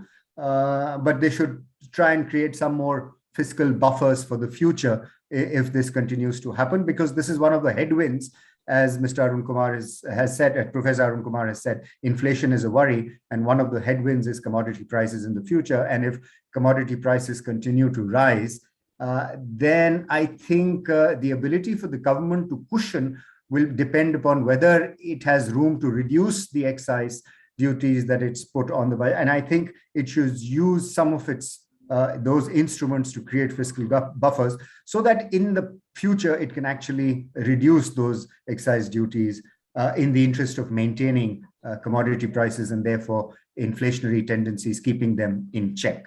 So when the times are good, which no government has done, but to create some sort of fiscal buffer. So that's one point I would make. The second is that fiscal consolidation is not an immediate, should not be an immediate concern for the economy. And I think that everybody seems to agree that we shouldn't spend our way out of the pandemic, but we should sort of calibrate our expenditures, especially to those people that have been affected most by the pandemic. And the story is out. Everything is known that unemployment levels are very high in India. The reports show that. Not only because of the pandemic, but even before the pandemic, unemployment levels were high, and the numbers actually masked a lot of disguised unemployment, which is one of the weaknesses of the Indian economy, that a lot of them are in the informal sector. And as students, I mean, it would be nice for students to know that really the unemployment number in India of 8% or 10% compared to the United States, let's say 5.5%. And we say, oh, you're not too bad. Well, in America, most of the unemployment is of the frictional type, which is people are looking for jobs, and there's a tendency to sort of equate that with full employment. So if your economy is suffering from 5% unemployment, you actually think of it as full employment, because at any point in time, people will be shifting between jobs. The problem in India really with the unemployment numbers is that they disguise a lot of underemployment or really unemployment, and the fact that it's so informal and unproductive with no access to social security benefits. And if you ask people, they'll tell you, this is not really what I want to do. I'm doing this because poverty is forcing me to do this. So poverty forces people to do things, and they cannot therefore afford to remain unemployed. And that has been a concern even before the pandemic. And I think the pandemic has brought that out to the fore.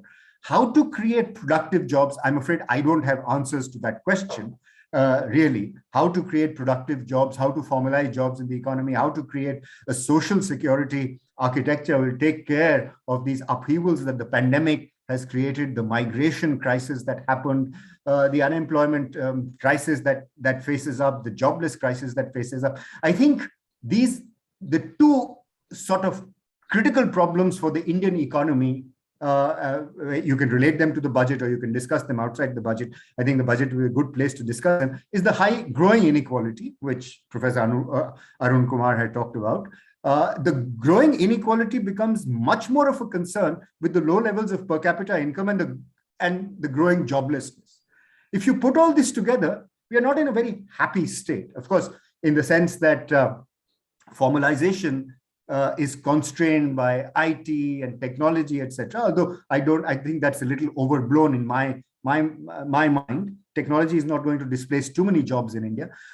Our constraint is that the labor-intensive manufacturing sector has not been able to create those formal jobs, and therefore this infrastructure push is good, but it's good for the long term, and you may even be able to create jobs in the toys, textiles sector, but we've been ceding those sectors to countries like Vietnam, countries like Cambodia, and countries like Bangladesh.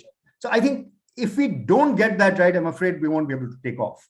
There is no sort of solution for India without mimicking what other countries have done, which is invest in infrastructure and the labor-intensive manufacturing sectors as a precursor to the takeoff to high growth rates. So, given the numbers, 15 million entering the labor force every year, and actually that's an underestimate because there will be people who would being relieved from agriculture also.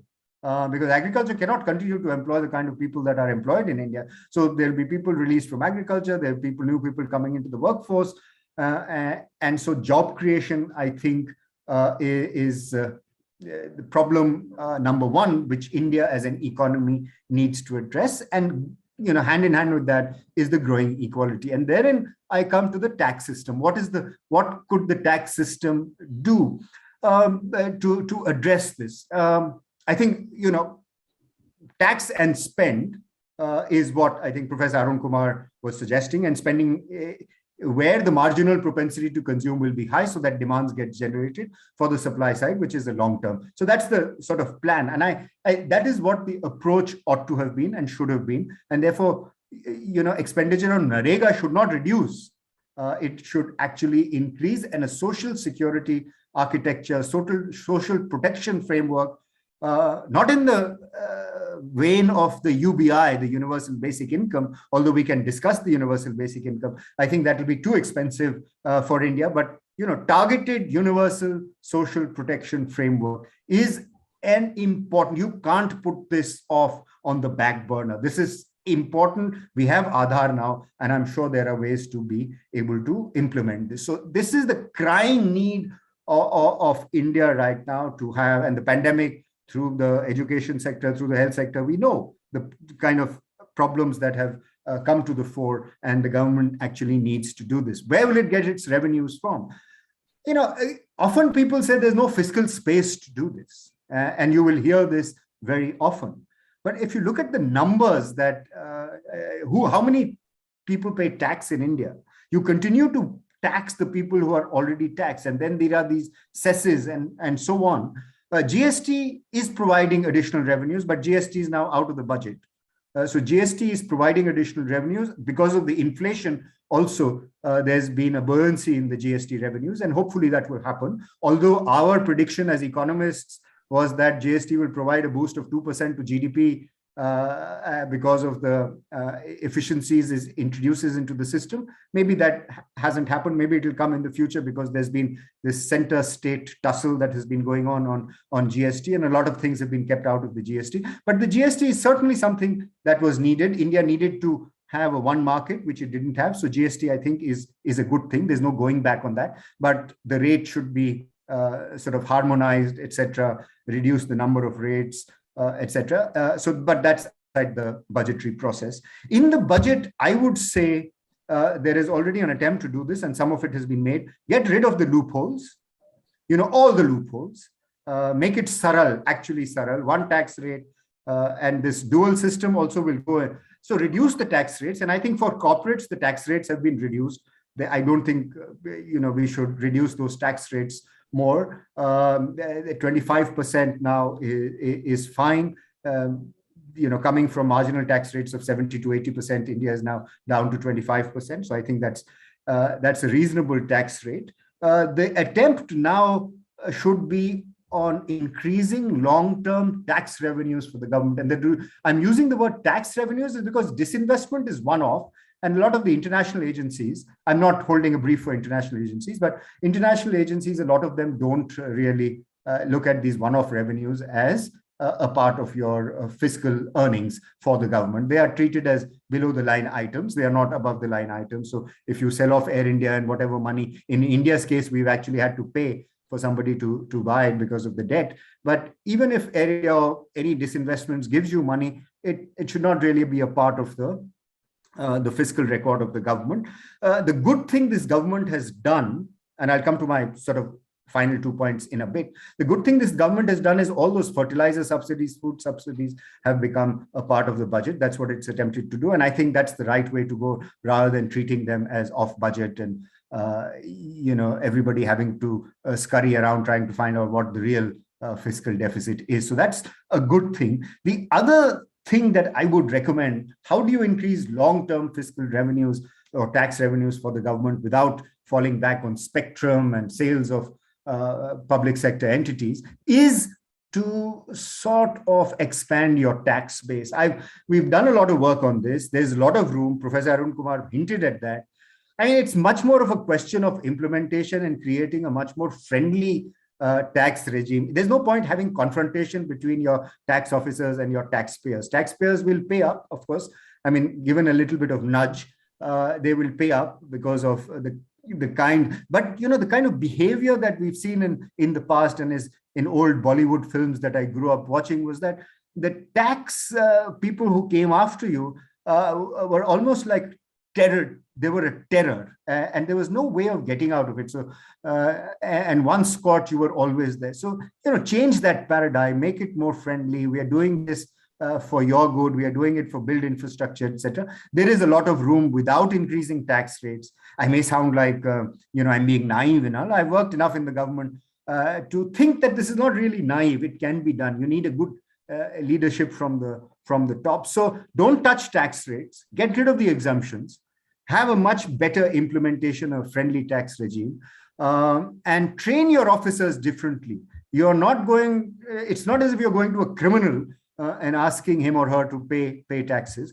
Be more, and then, come down hard on companies that Professor Arun Kumar was referring to, that have become very close to the government and are not doing their bit for society. So that's one strong recommendation that I would make, and more money for the people where marginal propensity to consume is high, and more allocations to NREGA, more considerations for the bottom 60% of the people, small and medium, micro enterprise, etc. All of that. So, I mean, I'm completely in sync with what Professor Arun Kumar has said, and this budget has done little, but left a lot for the long term. But, long term is like, when you ask a person or you ask an economist, what is a recession and what is a depression? Economist will tell you a recession is when somebody else is out of work, and a depression is when I'm out of work. And when you're out of work, it really feels like a depression.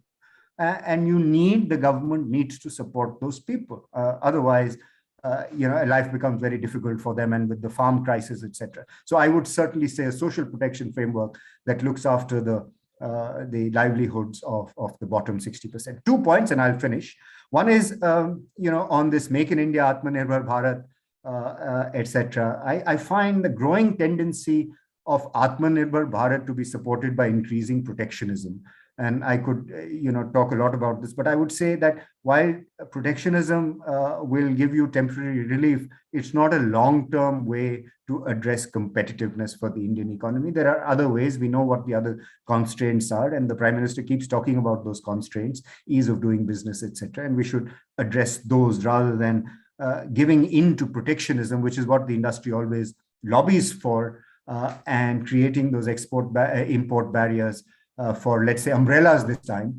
If you heard the budget speech, umbrellas tax, so that umbrellas are produced in India. An import tariff is an export tax. It will harm your competitiveness. So I think that's the second point that I would make. And the third point, and the last point that I want to make, is that the focus on the social sector, health sector, has been insufficient. Focus on education has been insufficient. And I think that's where, as an economy, we lag, especially when you compare ourselves with East Asia. Their takeoff of all countries, I mean, you look at China, Japan, South Korea, Taiwan, Hong Kong, Singapore, they are small and we don't often compare. Compare yourselves with China. China's takeoff was, the platform was investment in primary and secondary education. Professor Amartya Sen has been crying for this for years and years. And there was also a tussle or some argument between him and Professor Bhagwati. But our expenditure on health and education is very small, and private sector will do, but private sector will only do for a very small percentage. It has to be the public sector. In a country like India, education and health cannot be just given over to the private sector. I belong to a private sector university, Shiv Nadar, etc. Very good. But this is not addressing the sort of mainstream problems of India at the rural level. That's where public investment in health, in infrastructure and education infrastructure are terribly, terribly important. There's lots more in the budget on urbanization and Gati Shakti, but I'm sure others will address that. Thank you so much for your time. Thank you, Rajat, for being very crisp and brief and being to the point. And I think there are social concerns which need to be addressed. And having heard the three professors, and before I call one of the most revered names from business journalism, T.K. Arun, I would take a minute of literary intervention. What T.S. Eliot said in his famous poem, Hollow Man, that between the idea and the reality, between motion and the act, falls the shadow. Between the conception and the creation, between the emotion and the response, falls the shadow. So, would really want to hear from Mr. Arun, if it's okay with him, that, between what has been conceived and what will be delivered, how long or how short is going to be the shadow?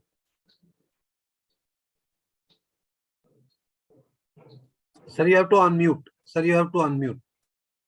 And thank you, Rajat sir. We will have you sometime next. Thank you, sir. Thank you, sir. Yes, sir. Over to you, sir. You have to unmute, sir. Yes. Thank you so much. Pleasure being here. Thank you. So thanks for this opportunity, particularly to address students. As other panelists have said, I know several of them personally. I know the rest by reputation. I wouldn't like to try and enlighten them because they already know quite a lot about the subject. But I would like to address the students who are present in the audience. Arun sir, may I request you to just come closer to the mic? I think, yeah. Am I audible now? Yeah, it's much better. Yeah. So, for the sake of students, you should have an idea how large a country's budget is. See, when any finance minister anywhere in the world presents a budget, there are some fundamental questions that have to be addressed. One, how large is the budget in relation to the total size of the economy? Does the budget address immediate and long-term problems of that society? What is the fiscal deficit? So these are some of the issues that any budget will address. Now, what is the relevance of the total size of the budget in relation to the economy? Now, let me ask you this question. I know you cannot answer me, but at least in your mind, try to figure out the answer. What is the total government spending in this country for the center and the states combined? And how would that compare with the total government spending, say, in the US or in France or Germany? Do you have an idea? If you don't, then you should find out. The center and the states together manage to spend some 27% of GDP, sometimes 28%, sometimes 29%. The average government spending in an OECD economy is 34% of GDP. In France, it's as high as 62% of GDP. So the Indian economy, for all the talk about big government, which has to be brought down to small government, we are a very small government country as far as spending is concerned.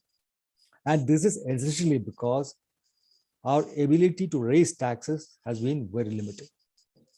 Total tax collections by the center and the states combined is around 17% of GDP, very small. The center collects around 11% of GDP as tax, and that states collect around 6% of GDP as tax. That's it. The average tax collection by the OECD is, nearly twice that.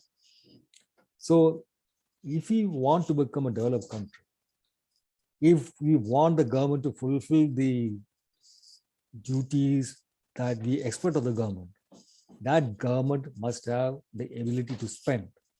And for that, it must be able to mobilize more resources. So we collect as tax around 17% of GDP. Then there are 2-3% of GDP as non-tax revenues. And then we borrow the rest, around 7-8% of GDP, center and the states combined, as the fiscal deficit. This is how we finance our total expenditure. Now, why does this matter? At a time when the economy is not growing, when the capacity utilization in the private sector is around 70%, and there is no incentive for them to invest in expanding their capacity, because as it is, they are not able to sell enough to utilize the existing capacity. How do you increase investment in the economy? How do you get people to spend more so that that demand will induce the private sector to produce more? This is where the importance of government spending comes in. If the government spends more, then that spending will generate demand, to meet which the private sector will also produce more, hire people, create jobs, and then generate incomes on which the government can levy taxes. So in a stagnant, stationary economy, government spending is key to stimulate growth. So from that point of view, how has this budget performed? This, after coming to power in 2014-15, till 2019-20, spending by the NDA government as a proportion of GDP has been 12.76%. That's a fairly small proportion of GDP is the government spending at the center. In the pandemic year, this went up to 17.8% of GDP, because GDP had collapsed, the normal economic activity had collapsed, and people needed to be given relief. All kinds of things had to be done. So the government borrowed money and raised its expenditure to 17% of GDP. Good. In the 2021-22 year also, it's also a pandemic year. So the government spent again more than 16% of GDP. Now for the 2022-23 forthcoming year, again the government has pegged the expenditure as 15.4% of GDP, 15.3% of GDP, way higher than the average for the first 7 years, first 6 years, 7 years. Why? Because it wants to stimulate growth. And this it has done by keeping the fiscal deficit at a relatively high 6.4% of GDP in the current year. This is required, as other panelists have explained, at a time when the ability of the private sector to spend on its own is low. The government must do the spending, and the government doesn't have revenues of its own, then must borrow. And that is what the fiscal deficit is all about. The fiscal deficit matters because it is the government's borrowing. It is the gap between what the government spends and its unborrowed receipts. That borrowing can compete with private sector borrowing, and then it can push up interest rates. The money that the government raises to spend, suppose it is also competing with what the private sector wants to purchase. Suppose a government investment and private investment is competing with the same quantity of steel and same quantity of cement and the same quantity of labor. then there could be excess demand in the economy, there could be inflation, and there could be a wider current account deficit. This is the importance of the fiscal deficit. The fiscal deficit at a time of low normal economic activity is very different from the fiscal deficit at a time of high underutilization of capacity, at a time when the private sector doesn't want to invest.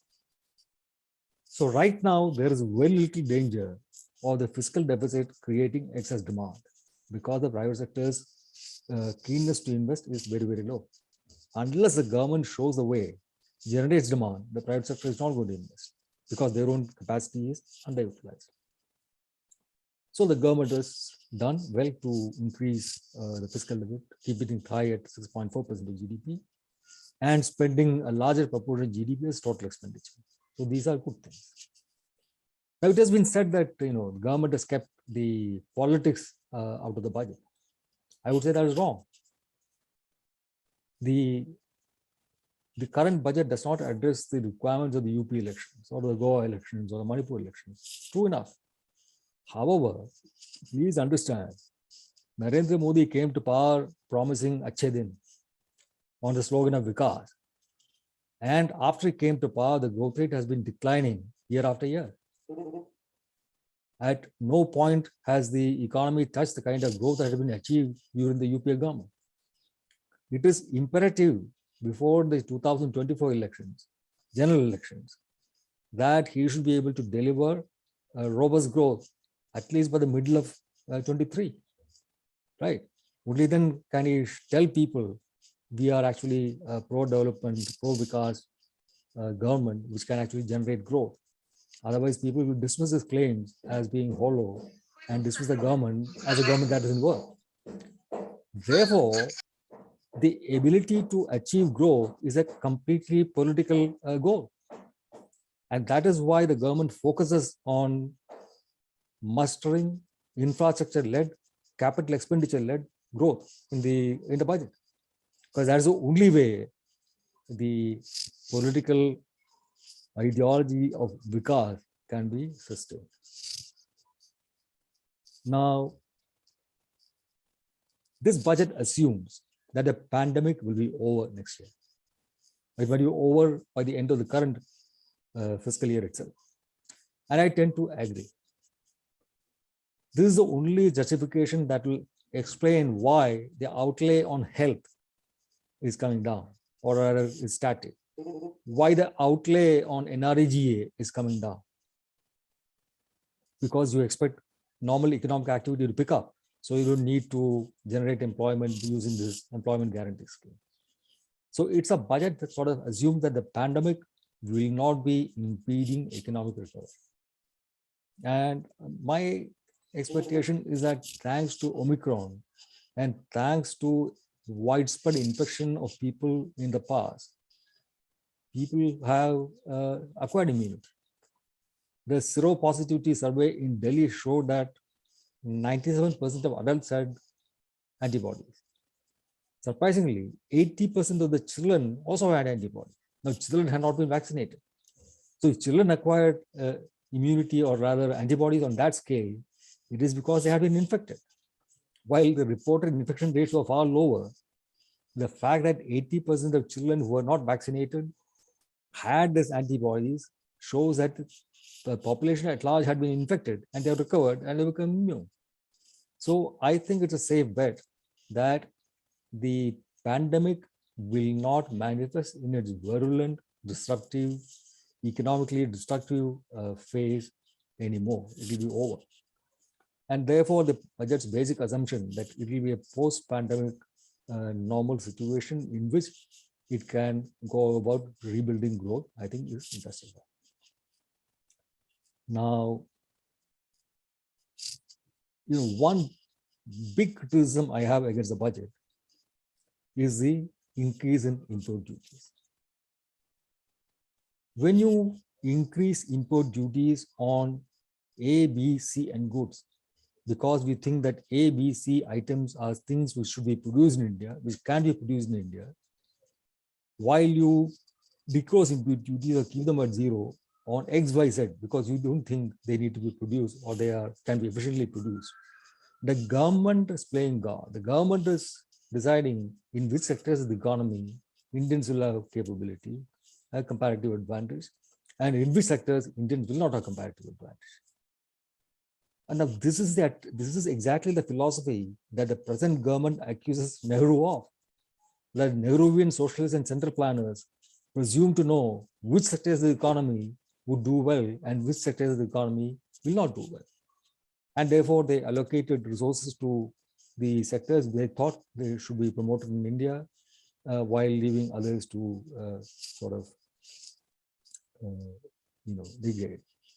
Now, when you give, say, 10% import duty on product X and 5% on the input that is used in product X, then you are basically saying any local producer who produces that input will not be getting the level of protection that the end user will. If every year you will see, just for the budget, aluminum bucket manufacturers putting up advertisement newspaper, asking the government to cut down import duty on aluminum. Because expensive aluminum, which is what will happen if aluminum faces high import duties, goes against the interest of aluminum bucket manufacturers, those who produce vessels using aluminum, right? Because if your input goes up, then your output naturally also goes more expensive. Now, aluminum buckets will not receive the same protection as aluminum does. So this favors the producers of aluminum at the expense of those who manufacture goods using aluminum and at the expense of those who finally consume aluminum products. Now, this is exactly the same kind of policy that the government does by giving additional protection to some specific sectors while denying that protection to other sectors. You are discriminating against the manufacturer of those other sectors where you are not giving protection, and you are harming the end consumers of all these products. This is not the way to promote industry, manufacturing, employment. You will not actually do that. I do not have much, agreement with people who say that the government should have expanded expenditure on health. Health actually is a state subject. There is only so much that the central government can do or should do in the case of health. You need, different incentive structures to be created, which will allow expenditure on health to be reduced, which will allow efficient expenditure in health to be carried out. And this needs to be a collaboration between the center and the states and the use of the insurance instrument to do this. But where the governments can play a major role is in ensuring that people get clean drinking water, that people have sanitation, people have clean air where they can breathe. So these are things that will actually improve the quality of life and make health a realizable goal in improving nutrition, improving the basic prerequisites of a healthy life. Now, those things do not receive the kind of attention they ought to receive, and the result of which is that expenditure that goes targeted on things like health and education might not really deliver what they ought to deliver. Now, digital is a theme of this budget, right? The finance minister uttered the word digital 45 times during the course of her speech, which was admittedly less lengthy than it normally is. So does this mean that actually you're becoming a digital economy or that we are becoming all digital? We are still a country where when a Dalit gets on a horse in some interior village in North India, he can be killed or he can be beaten up for violating traditional caste norms. One Dalit was beaten up because he dared to grow a mustache. So a society as backward as this, can it suddenly, by declaring digital 45 times in the budget, become a modern society that is capable of producing highly advanced technological advances or of using it? This is like using the smartphone, which is one of the most advanced computers that mankind has seen, It is more advanced than the computer that is on board on Apollo 9 that went to the moon. Using this WhatsApp, using this phone to spread all kinds of superstition on WhatsApp, it has as like that. You are holding highly advanced technology, but you are not using that for any technologically enlightened endeavor or activity. Now, just by saying digital so many times, that is politics. That is not actually delivering a digital economy. Now, that is why no budget can be free of politics. It's a political budget. It is political in the sense that it seeks to promote growth for the economy in time for the next elections to be presented as on the basis of achievement of growth. It is political in the sense that it is deploying rhetoric of digital and seeking to convince people that we are becoming a modern, forward-looking economy. And it's all fine. I mean, there's no reason why a budget should not be political. But let us accept that it is political rather than pretend that it is not. Now, will it achieve growth? If the government actually manages to spend the money that it claims to spend, it will actually achieve some kind of growth. I'm not so pessimistic on the possibility of growth. We have been seeing a marginal rise in the investment rate, the ratio of gross fixed capital formation to GDP, which has steadily been going down in the past. It is now nudging up. After 2014-15, we have never had gross fixed capital formation as a proportion of GDP higher than 30%. You need to have a high investment rate if you want the economy to grow. And this had been going down steadily after 2015-16. Now, for the first time, you are seeing a slight pickup in the last quarter or the last half year of 2021-22, the concluding financial year. And if the government is serious about carrying out large-scale capital expenditure in the coming fiscal, this can go up further and your investment rate can actually be salvaged. That will be a good thing. Now, the biggest problem, as I told you, is that we are not collecting enough tax. How can we raise our tax collection? This is by analyzing all the audit trails that are generated by GST. GST is a very great tax, not because it mops up a lot of money on its own, although it can, but because it creates audit trails where something has been purchased from, to whom it has been sold, and further down the line along the chain.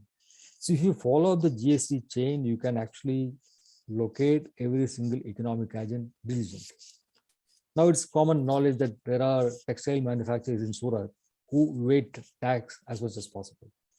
They can send their goods to be sold in Chandni Chowk without paying tax at any point.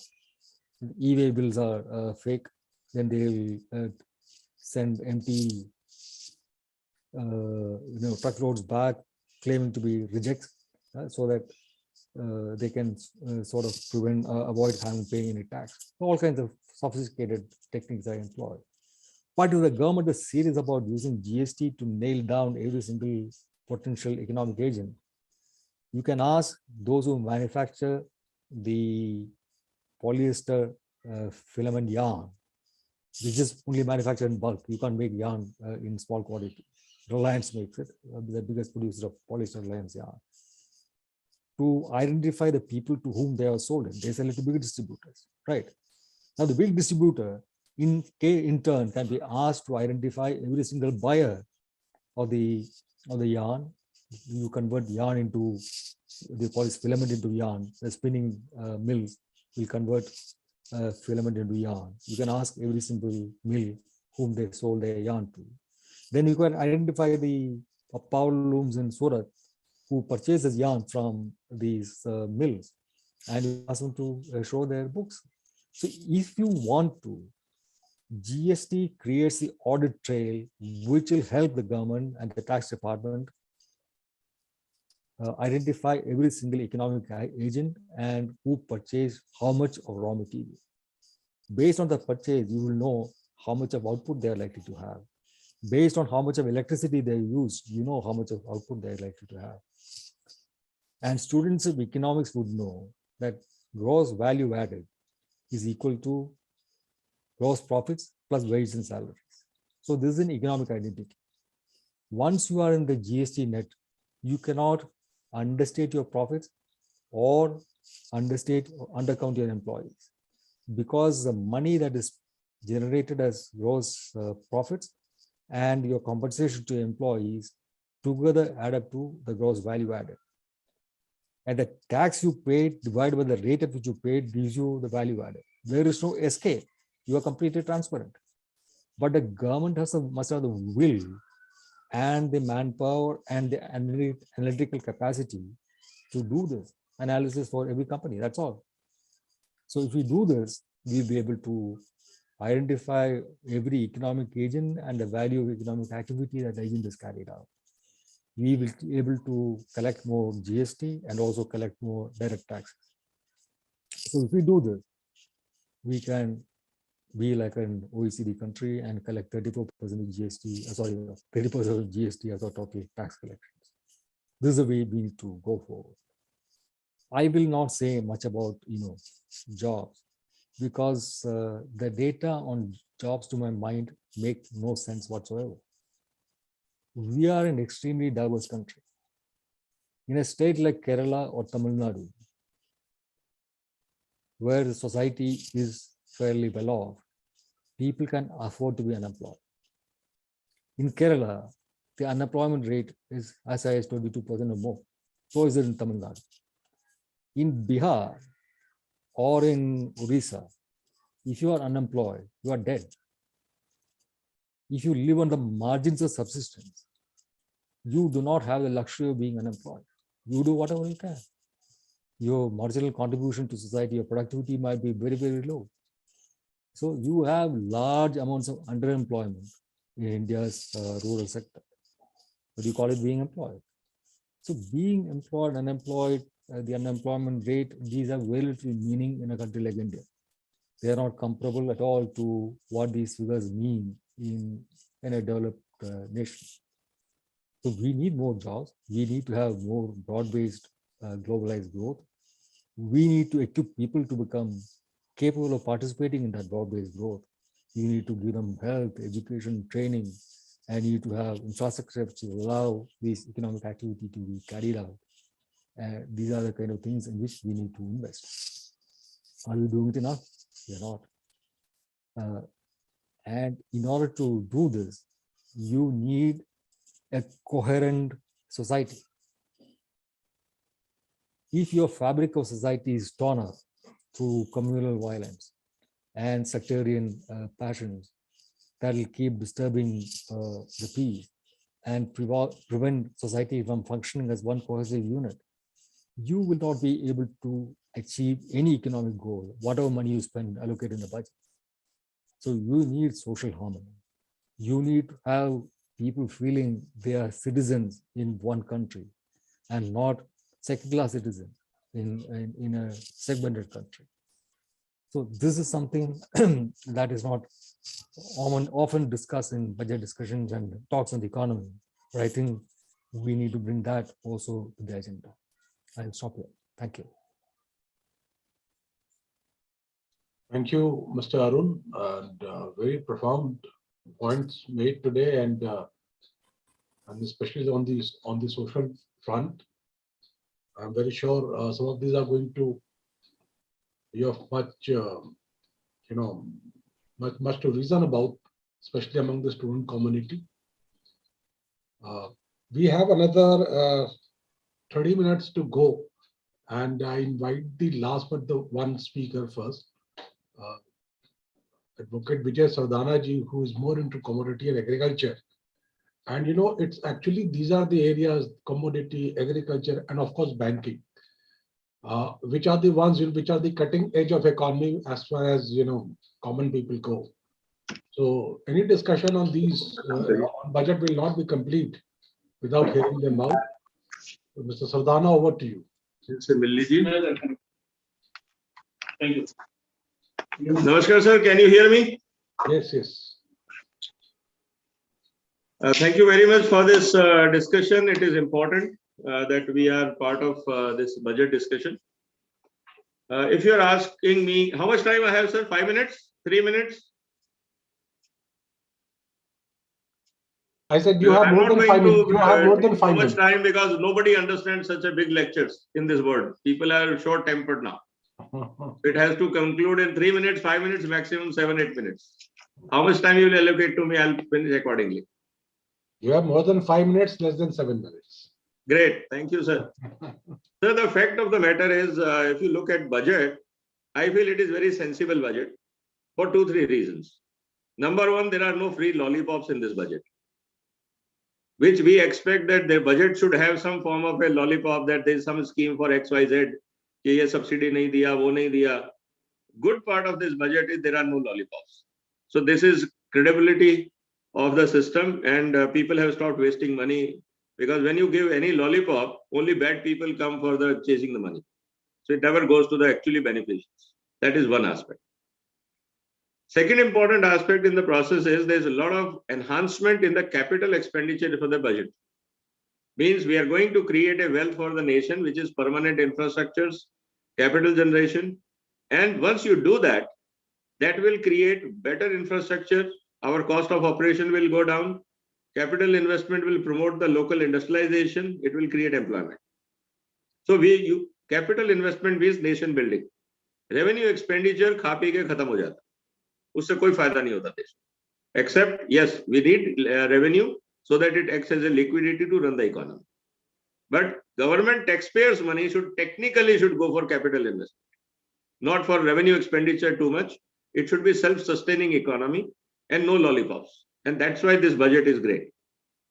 Then coming to some of the important issues which I feel is very, we have to look at it. Why I'm saying this budget is good? Because somebody in the earlier remark says that there was यहाँ पे ये नहीं है, वो नहीं है. Point is that, you see, I'm not looking into anything as a practicing manager, as an in charge for R&D, as an in charge or on the board of various companies.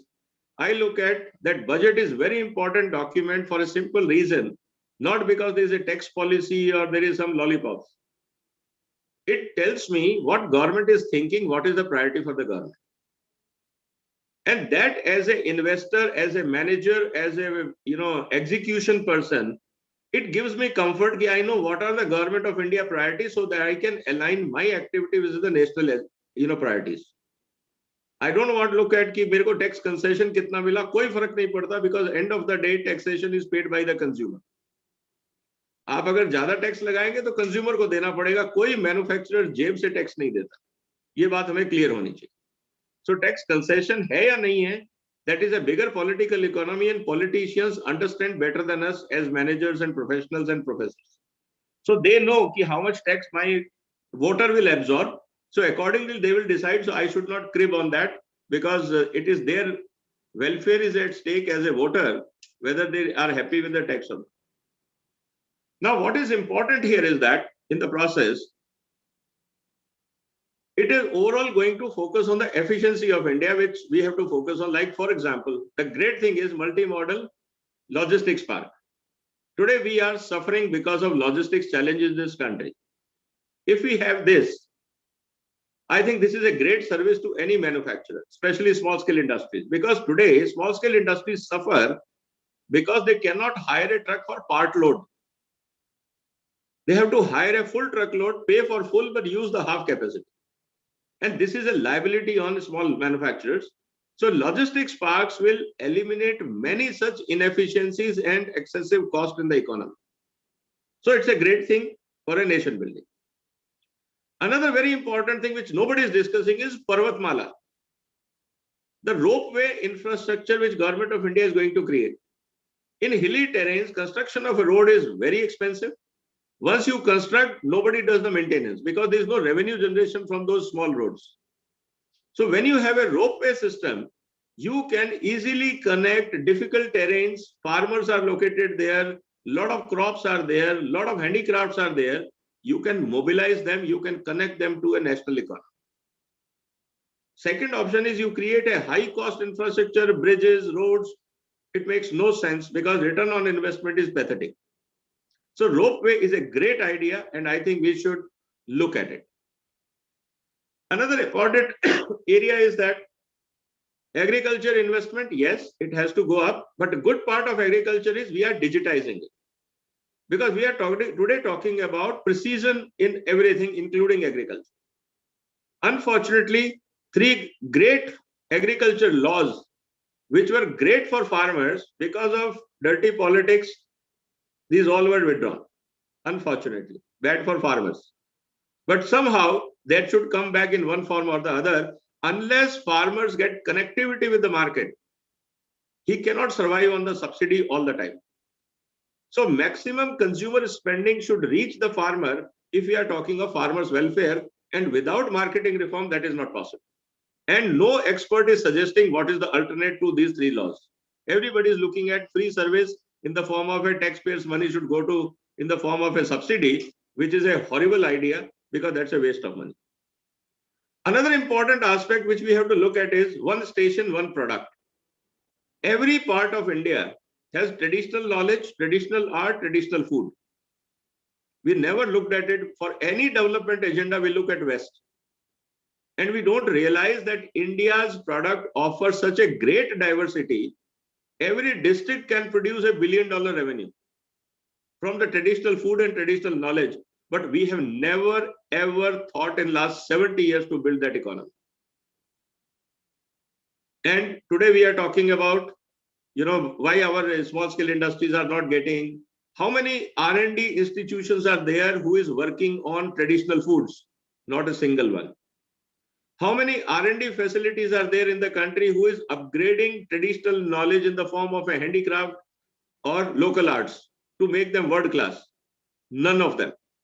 What we are doing is we are copying what West is doing, and we are trying to establish with the data generation that it also works in India. It is nothing, it is not research, but research. And what we don't need. And that is what we have to look at it. So I think this is another great area to explore if we can do one product, one station, because they will get connectivity to the market. Another area is MSME. 95 to 97% Indian economy depends on MSME and the huge employment opportunity. Unless we upgrade them, unless we give them a smooth way of working, today maximum bureaucracy is there when it comes to MSME operations. I think when they are trying to connect all of them digitally and under one platform, I think that will reduce a lot of hardships, because a small entrepreneur cannot waste time in chasing bureaucracy all the time. He has to take care of his factory also and market also. And what we are doing is we are asking him to file this paper, that paper. We are wasting his time, energy, and money in non-productive activity instead of focusing on productive activity. That must go. And I think this interlinking of portals which can facilitate is a great thing, and I think we should appreciate that. Then it comes to startups. Whether it is a drone or the new technologies which Government of India is trying to look at, it is space technology, geospatial, and so many things. In last 5 years, China has created 27 new trades. This is all related to new economy. Is there any institute in India who is producing drone technicians in India? Not a single engineering college. How many colleges in engineering or IITs are producing video games operators or video games designer? It's a huge economy, billions of dollars. We still consider video games as a waste of time, which is a huge economy. How many institutes in India are working on traditional medicines? Hardly any. How many IITs are working on traditional knowledge or traditional medicine? Or how many AIMS are working on traditional medicine? Maybe hardly 1 or 2. We have not even understood how the world is working.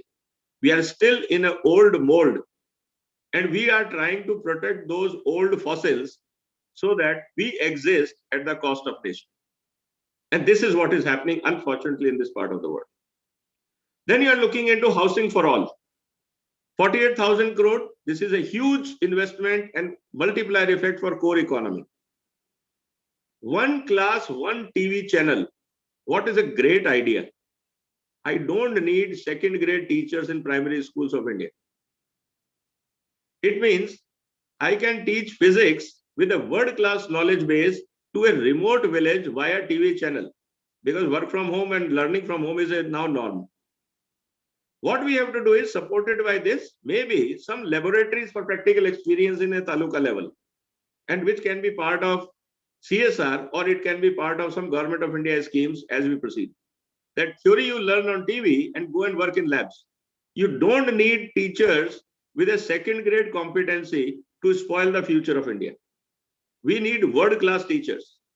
And if we do not invest on teaching skills with the help of new technologies, this country has no future in the changing economy. Then if you look into the other issues like land record, which is a major dispute in rural economy. Every day there is a fight and murders in villages because of land disputes. If you are digitizing the land record, I think you are going to address a lot of law and order problem in the rural system. Then issue comes up is, if I look at it, that to have in-house competency when it comes to certification and quality testing. Today, for any testing and certification, we look at international experts and international agencies. Why we cannot develop in-house? And I think there is a scheme here in this budget, which is a great thing for development of India's competent industry. So what I'm trying to say is that whether it is startups, whether it is a digitization, whether it is a multimodal transportation, anything and everything which reduces the transaction cost, and anything and everything which improves the efficiency, anything and everything which improves the accountability, which will due to digitization, I think is a welcome step. I'm not looking into budget as an event, because I'm not saying that budget has lost the significance. Actually, it should lose significance. It should only tell me the intention of the Government of India, what is the priority of Government of India, so that investors and people know how to deploy resources and which area to deploy the resources, so that we can become part of the country development process. Other than that, whether railway ka ticket niche hua ya upar hua, lollipop kitne mile, if this is the budget, then I think we don't understand the intention of the budget. So that is what I feel, that the budget technically should be non-event for everyone, except those who are looking at the future of India and how they can align with the development story of India. This is in brief I wanted to say, sir. Thank you very much.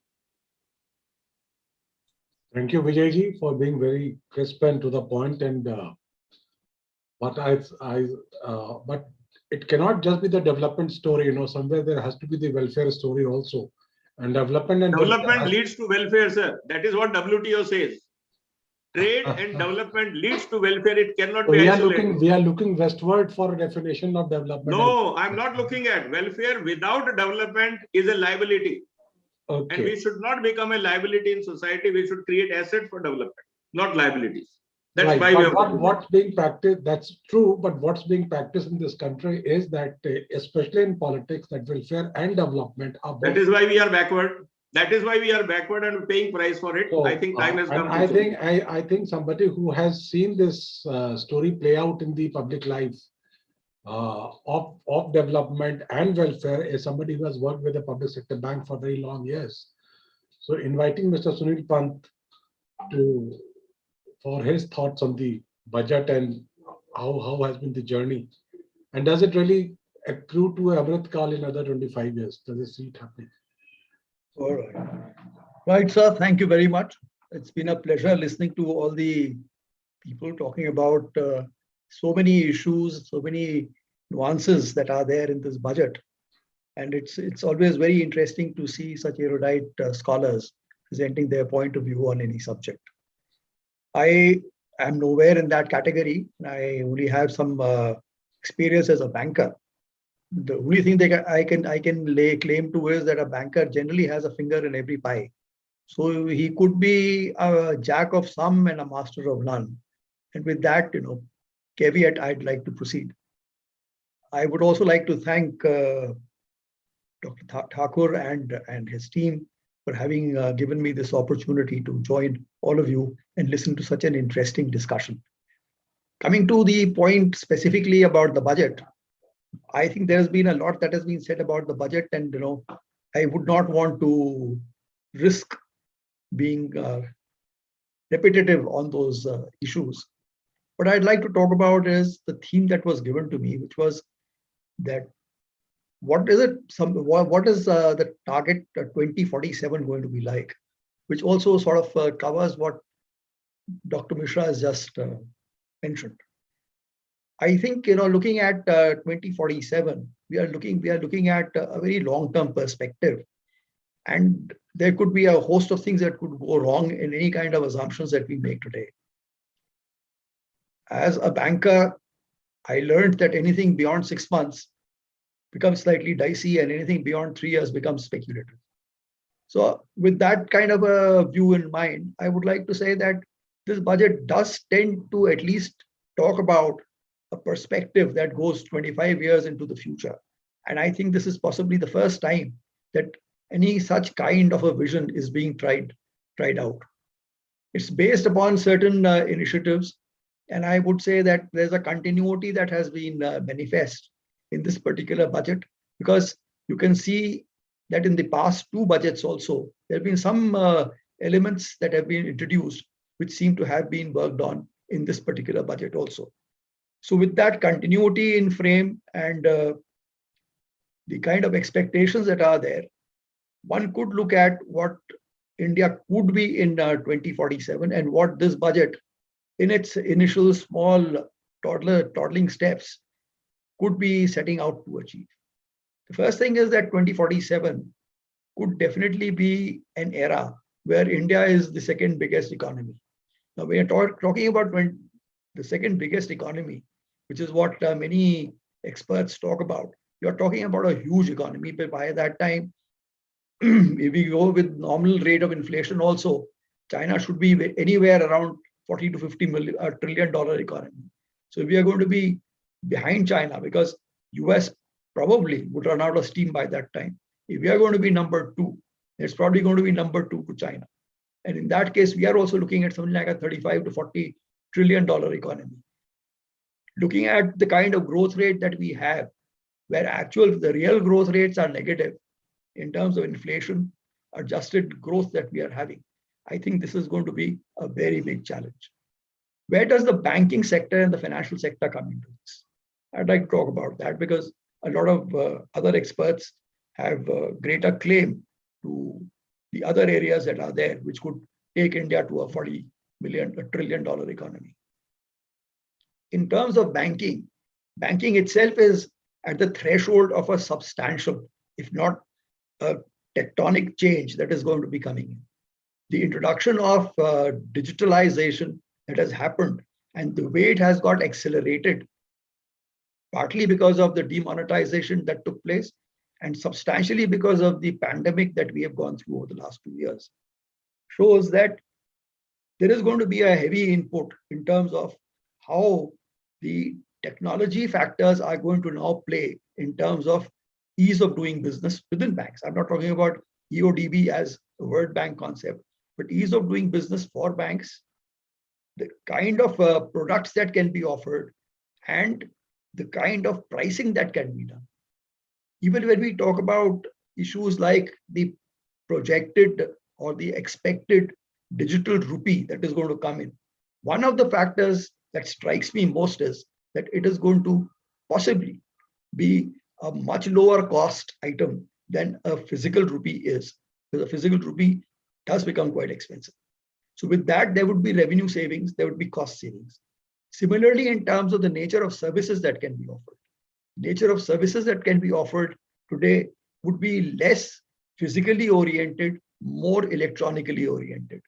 In which case, when we talk today, even in terms of financial inclusion, and we say that banks stop at a certain point and the last mile connectivity is left to fintechs and to micro finance institutions, which have a strong financial or an IT background, is something that we would be looking at. And that is also somewhere where I welcome this idea of having 75 digital banking units in 75 districts of the country. It is a beginning. It is, unfortunately, I would say, a beginning that the government has to push. Otherwise, digital banks should have been something that came up normally by way of the private route. But maybe that will happen. Maybe this is going to open the way.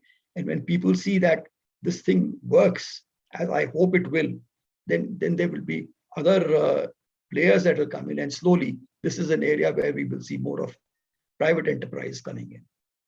One more area that we are looking at, I think, in terms of the banking sector as it grows, is going to be in terms of resources. In terms of resources, as you can see, there is a lot of money that is moving out of banks, even though we have this kind of a liquidity problem now, but money moving out of banks into non-financial savings. That is something that is going to pick up. And as the stock markets, the bond markets, and the various other markets, commodity markets get activated and energized, there is going to be a flow of money as people become more sensitive to risk and are better able to understand the kind of risk that they are getting into when they are playing with money in these particular areas. So I think from a safe haven kind of an anchorage that the banks provided for money, there is now a greater tendency to move towards more speculative, higher yielding results that people are looking at. And that is also evident from the fact that with bank interest rates today being in the negative zone, really, because if you take the real interest rate, it's a negative interest rate that people are getting.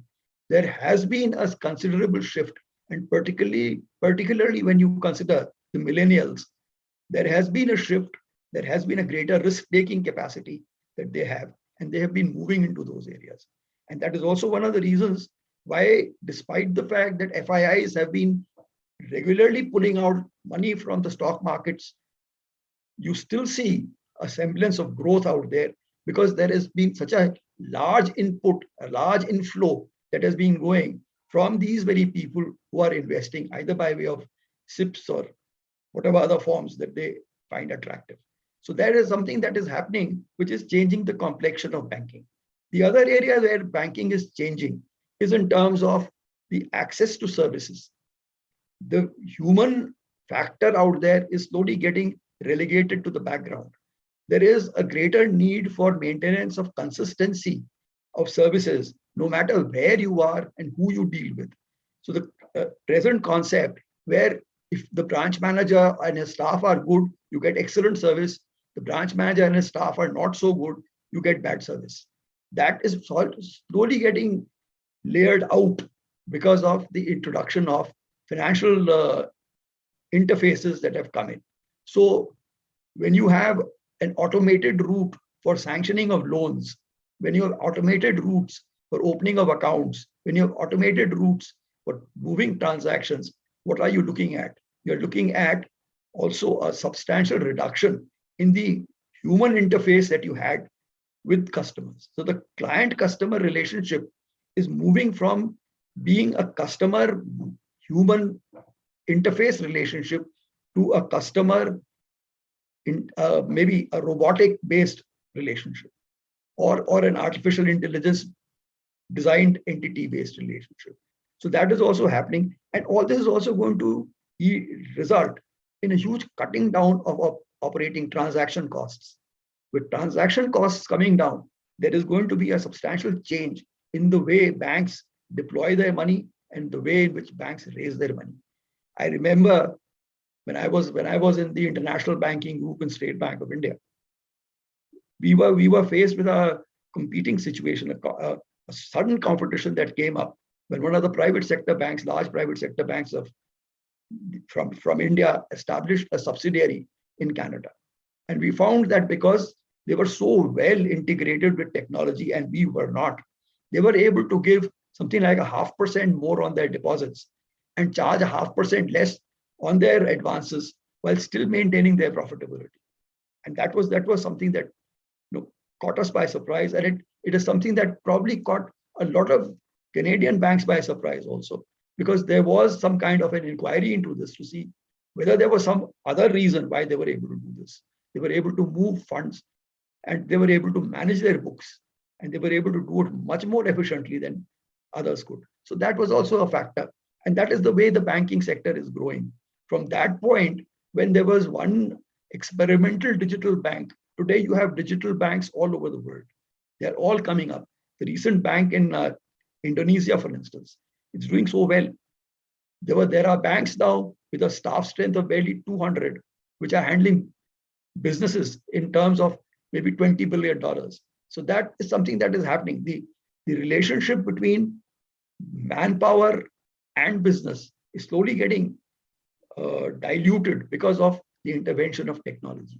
Today, if you really look at it, much of what we do, whether it is trading, whether it is banking, whether it is even going into the military, many of the functions out there are basically IT. There's only an overlay which is changed, and that overlay gives it its distinctive flavor. And that is what is happening. I was in a session on in a webinar where we were talking about the economic aspects of a gray zone warfare. And there, if you look at it in terms of how things are evolving and this hybrid war situation and its impact on the economy in terms of IT, cyber, and space is becoming very, very important. So I think that is something that was also said by other speakers. This is an area on which we need to move seriously forward. We need to be able to take our traditional skills and see how we can digitize those skills and move these forward, because that is where the real value is going to emerge. Many things which today look expensive can suddenly become affordable once you have this kind of technology backing it up. Again, looking at banking, and I'm talking largely about banking because there are a lot of other areas, as I said, which would be covered by others and have been covered by others. If you look at banking, even in terms of the control, management, and size of banks, there is a change that is coming. And that is, again, that has happened where you see that the government has decided to merge so many public sector banks. There are people who say that this has resulted in a destruction of the brand value of the banks that got merged into some banks. Maybe. But it has also led to large-scale efficiencies. What is surprising is that despite the fact that India is such a big country, we've had banking here for so many decades, if not centuries. India does not have a single bank that figures in the top 50 banks of the world. And that is something that we need to really look at, whether that is something we can do, or is it there are some kind of restrictions that we've cast on ourselves why we are not able to do it. So I think that is another area where we need to grow and where we need to proceed. And therefore, you will be needing all these kind of banks because funding needs are going to rise.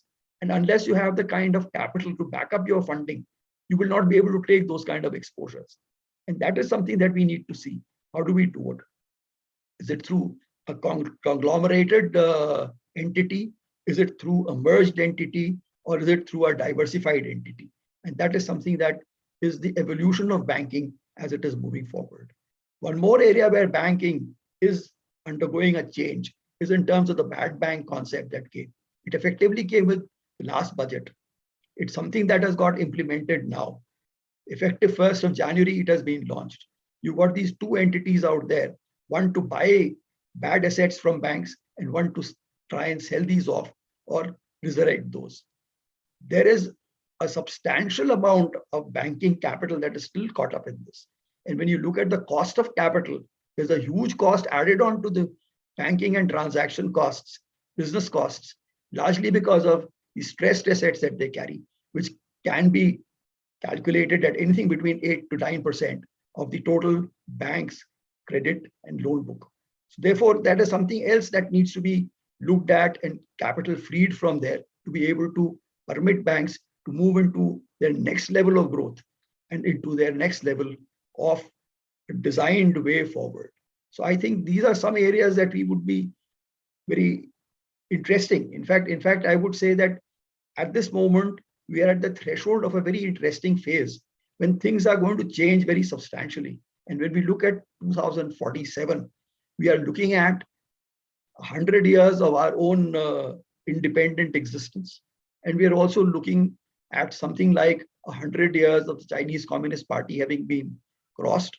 And I'm talking about China largely because that is one entity which we can relate to in terms of size, scale, and maybe even the attitudes in terms of the mercantile attitude, in terms of the business attitude. Perhaps not in terms of the focus that they've been able to bring, but definitely in terms of the ability to bring that focus and have those kind of large markets.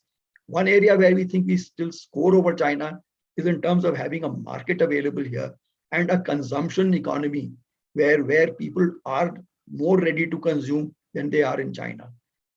I will just take a minute more. I'm just trying to recollect.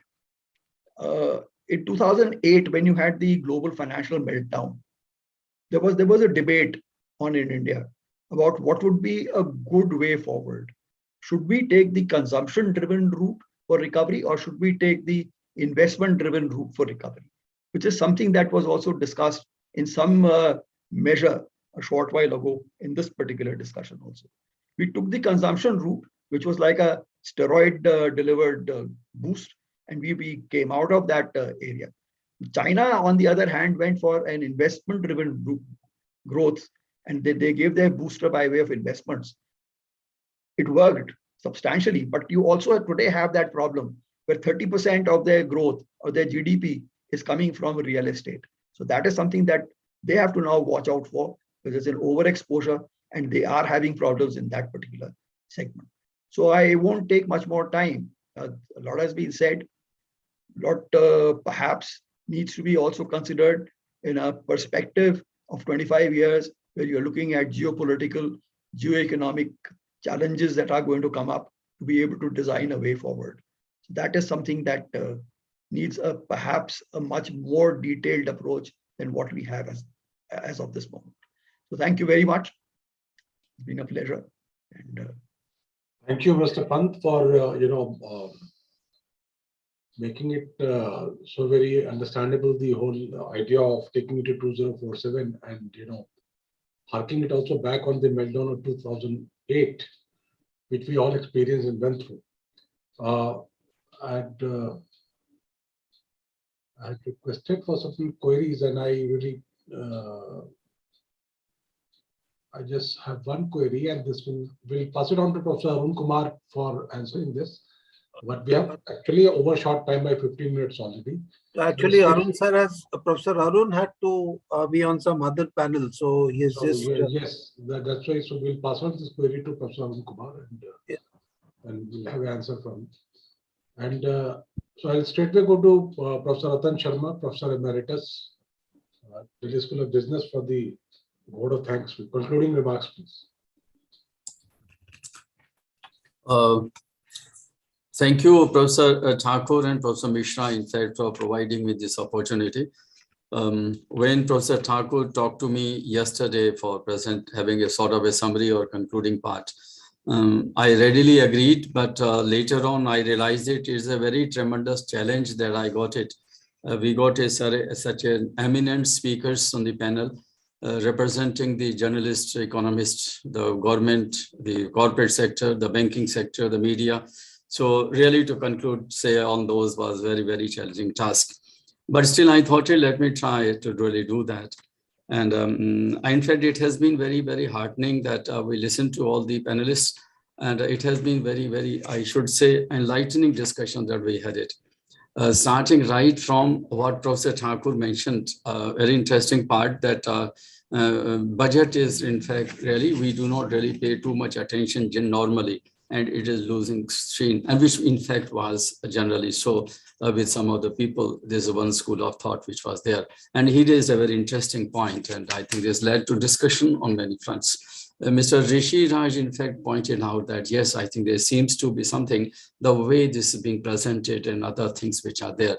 I think this also there. So which means there is a school of thought which feels is the way this being presented and done, I think it is really trying to lose strain. But and it is not merely the annual financial statement as being probably being mentioned or being really we portray. This really tells many other things. And that is what led to Mr. Jagdish Shetty really to talk about that it is not merely the annual financial statement of the corporate or these companies.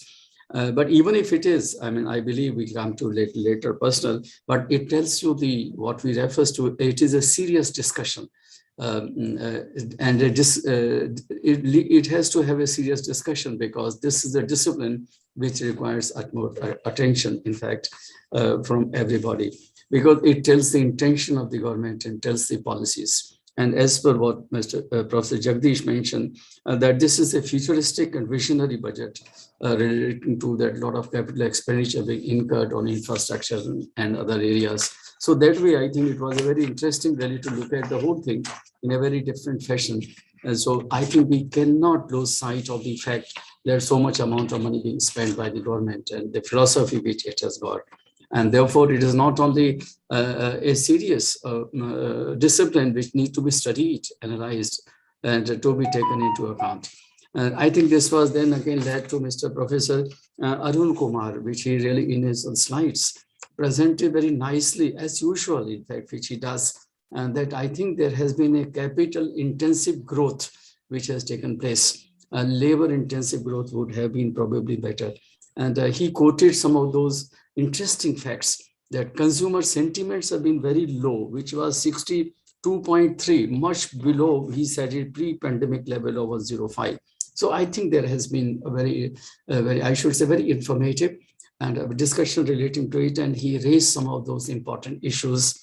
And in that, and being from the education field, he said, when we talk of a long-term budget and a visionary and futuristic, education budget, in fact, has been given a very different shape altogether.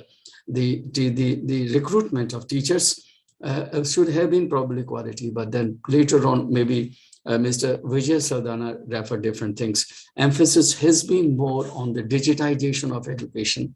And I think that was probably required. And one interesting part which Professor Arun Kumar mentioned is that fiscal deficit is not a problem. The issue is with the philosophy which we are going about it, the supply side issues which are there. And I think that seems to be probably in his own mind thinking. Then Mr. Rajat Kathuria came out, very interesting part of that tax collection, in fact, should be made much more friendlier. And I think that seems to be that. And because for the government, I think the collection of tax and the raising of funds from different sources need to be there. So it is very, very important that we should get into. Lightly, of course, he mentioned how you define the recession and the depression. And which he said is recession is when somebody is out of job, and also depression when I'm out of job. It seems there's a lot of problems, and very nice those things which are there. He mentioned, and the protection can be there. Protectionism is bad. And that is what a key point he mentioned. Later on, Mr. T.K. Arun also mentioned that fiscal deficit, I think I took that very interesting point. At the time when there's no economic activity, is very different than fiscal deficit at the time when there's a more of economic activity. Now, this leads me to think in terms of the corporate sector also, when we try to leverage, when we have more of the debt financing, and which is a double-edged weapon, which is what we should try to take that into account. So that's what Mr. Tarun was really mentioning from that. Then we also have what we really refer to, Mr. Vijay Sardana. And Vijay Sardana came out very interesting part of that why we look at the budget as an event. Is it looking for continuity and the stability in the system? And which, according to him, very issues, important points he raised, that government has a philosophy, has intention, and that came out with what we say in the hilly terrains, what we say Parvatmala, which is what one station, one product. And these are some of the key features he mentioned, apart from many, which he was mentioning about MSME and the startup. Mr. Pant, in fact, as a banker, tried to really point about as to how really these things, as a banker, you get into that cryptocurrency, which was there. I think the tax which has been levied, the digital rupee, which is going to be there by RBI. Now, this is the impact going to be there on the banking system. If in the physical form, maybe people may not really try to have money, but at the same time, it will be in the digital format. So a lot of money will be out of the banking system per se. Now, this broadly is what really they really talked about. It has been very enriching discussion. I must conclude on a very personal note, a few things.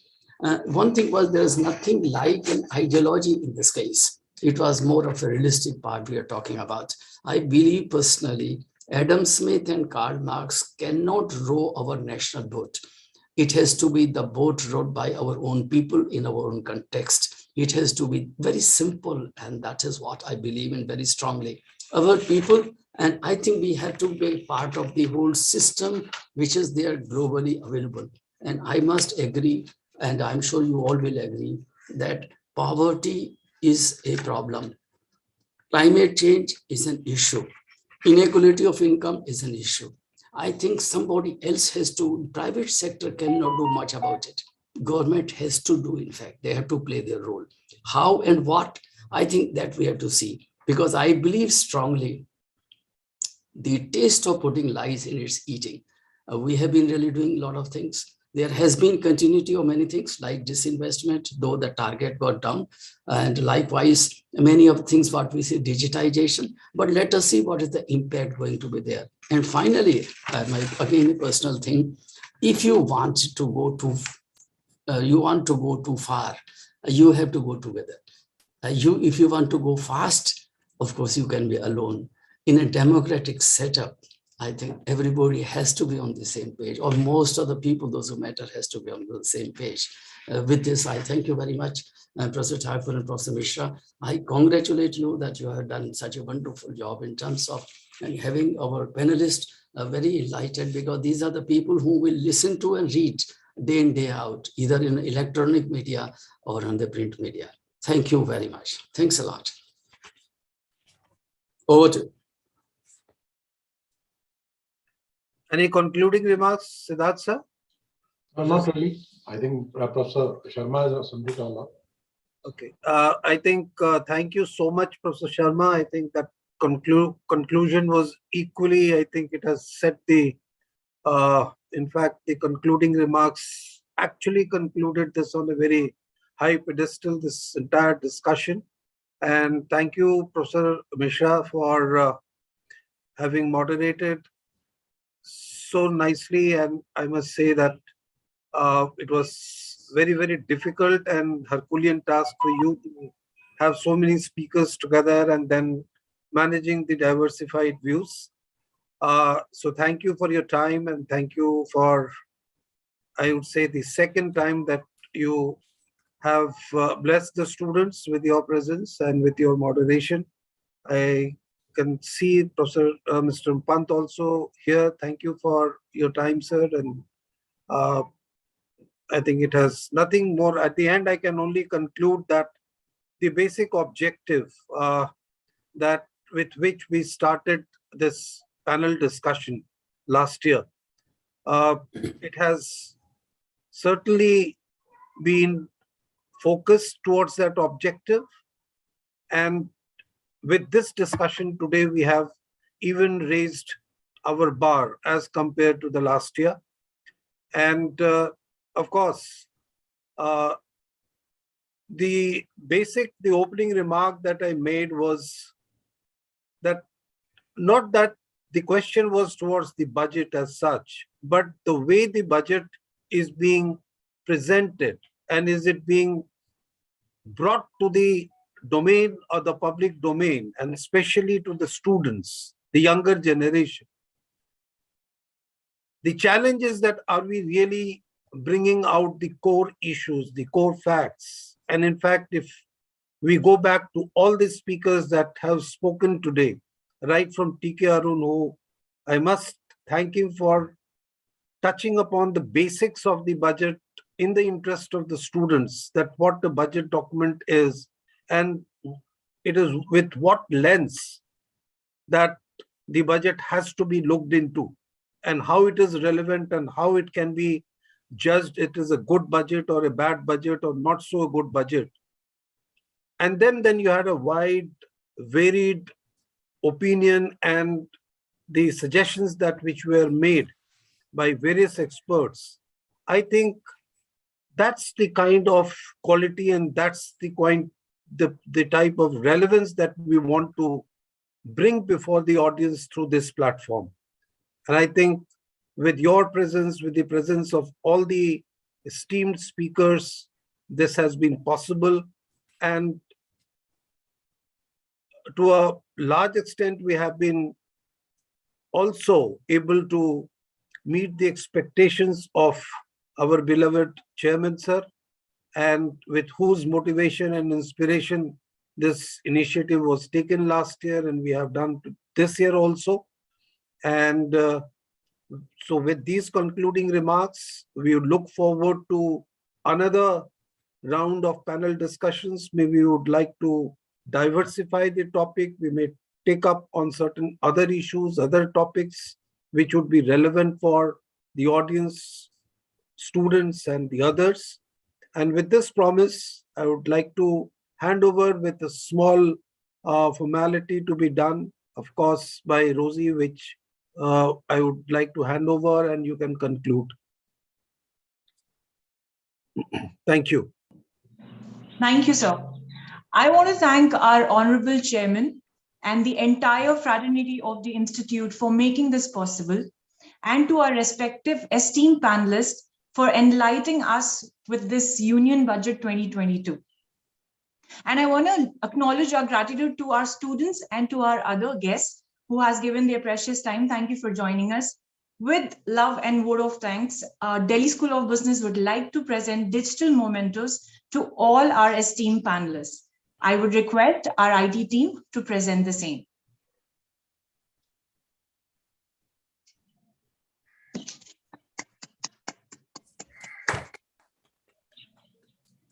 Thank you so much, each one of you, faculty colleagues, staff colleagues, the students, and of course, all dear friends who have joined from different corners of India. Thank you so much. Thank you, everybody. Thank you so much.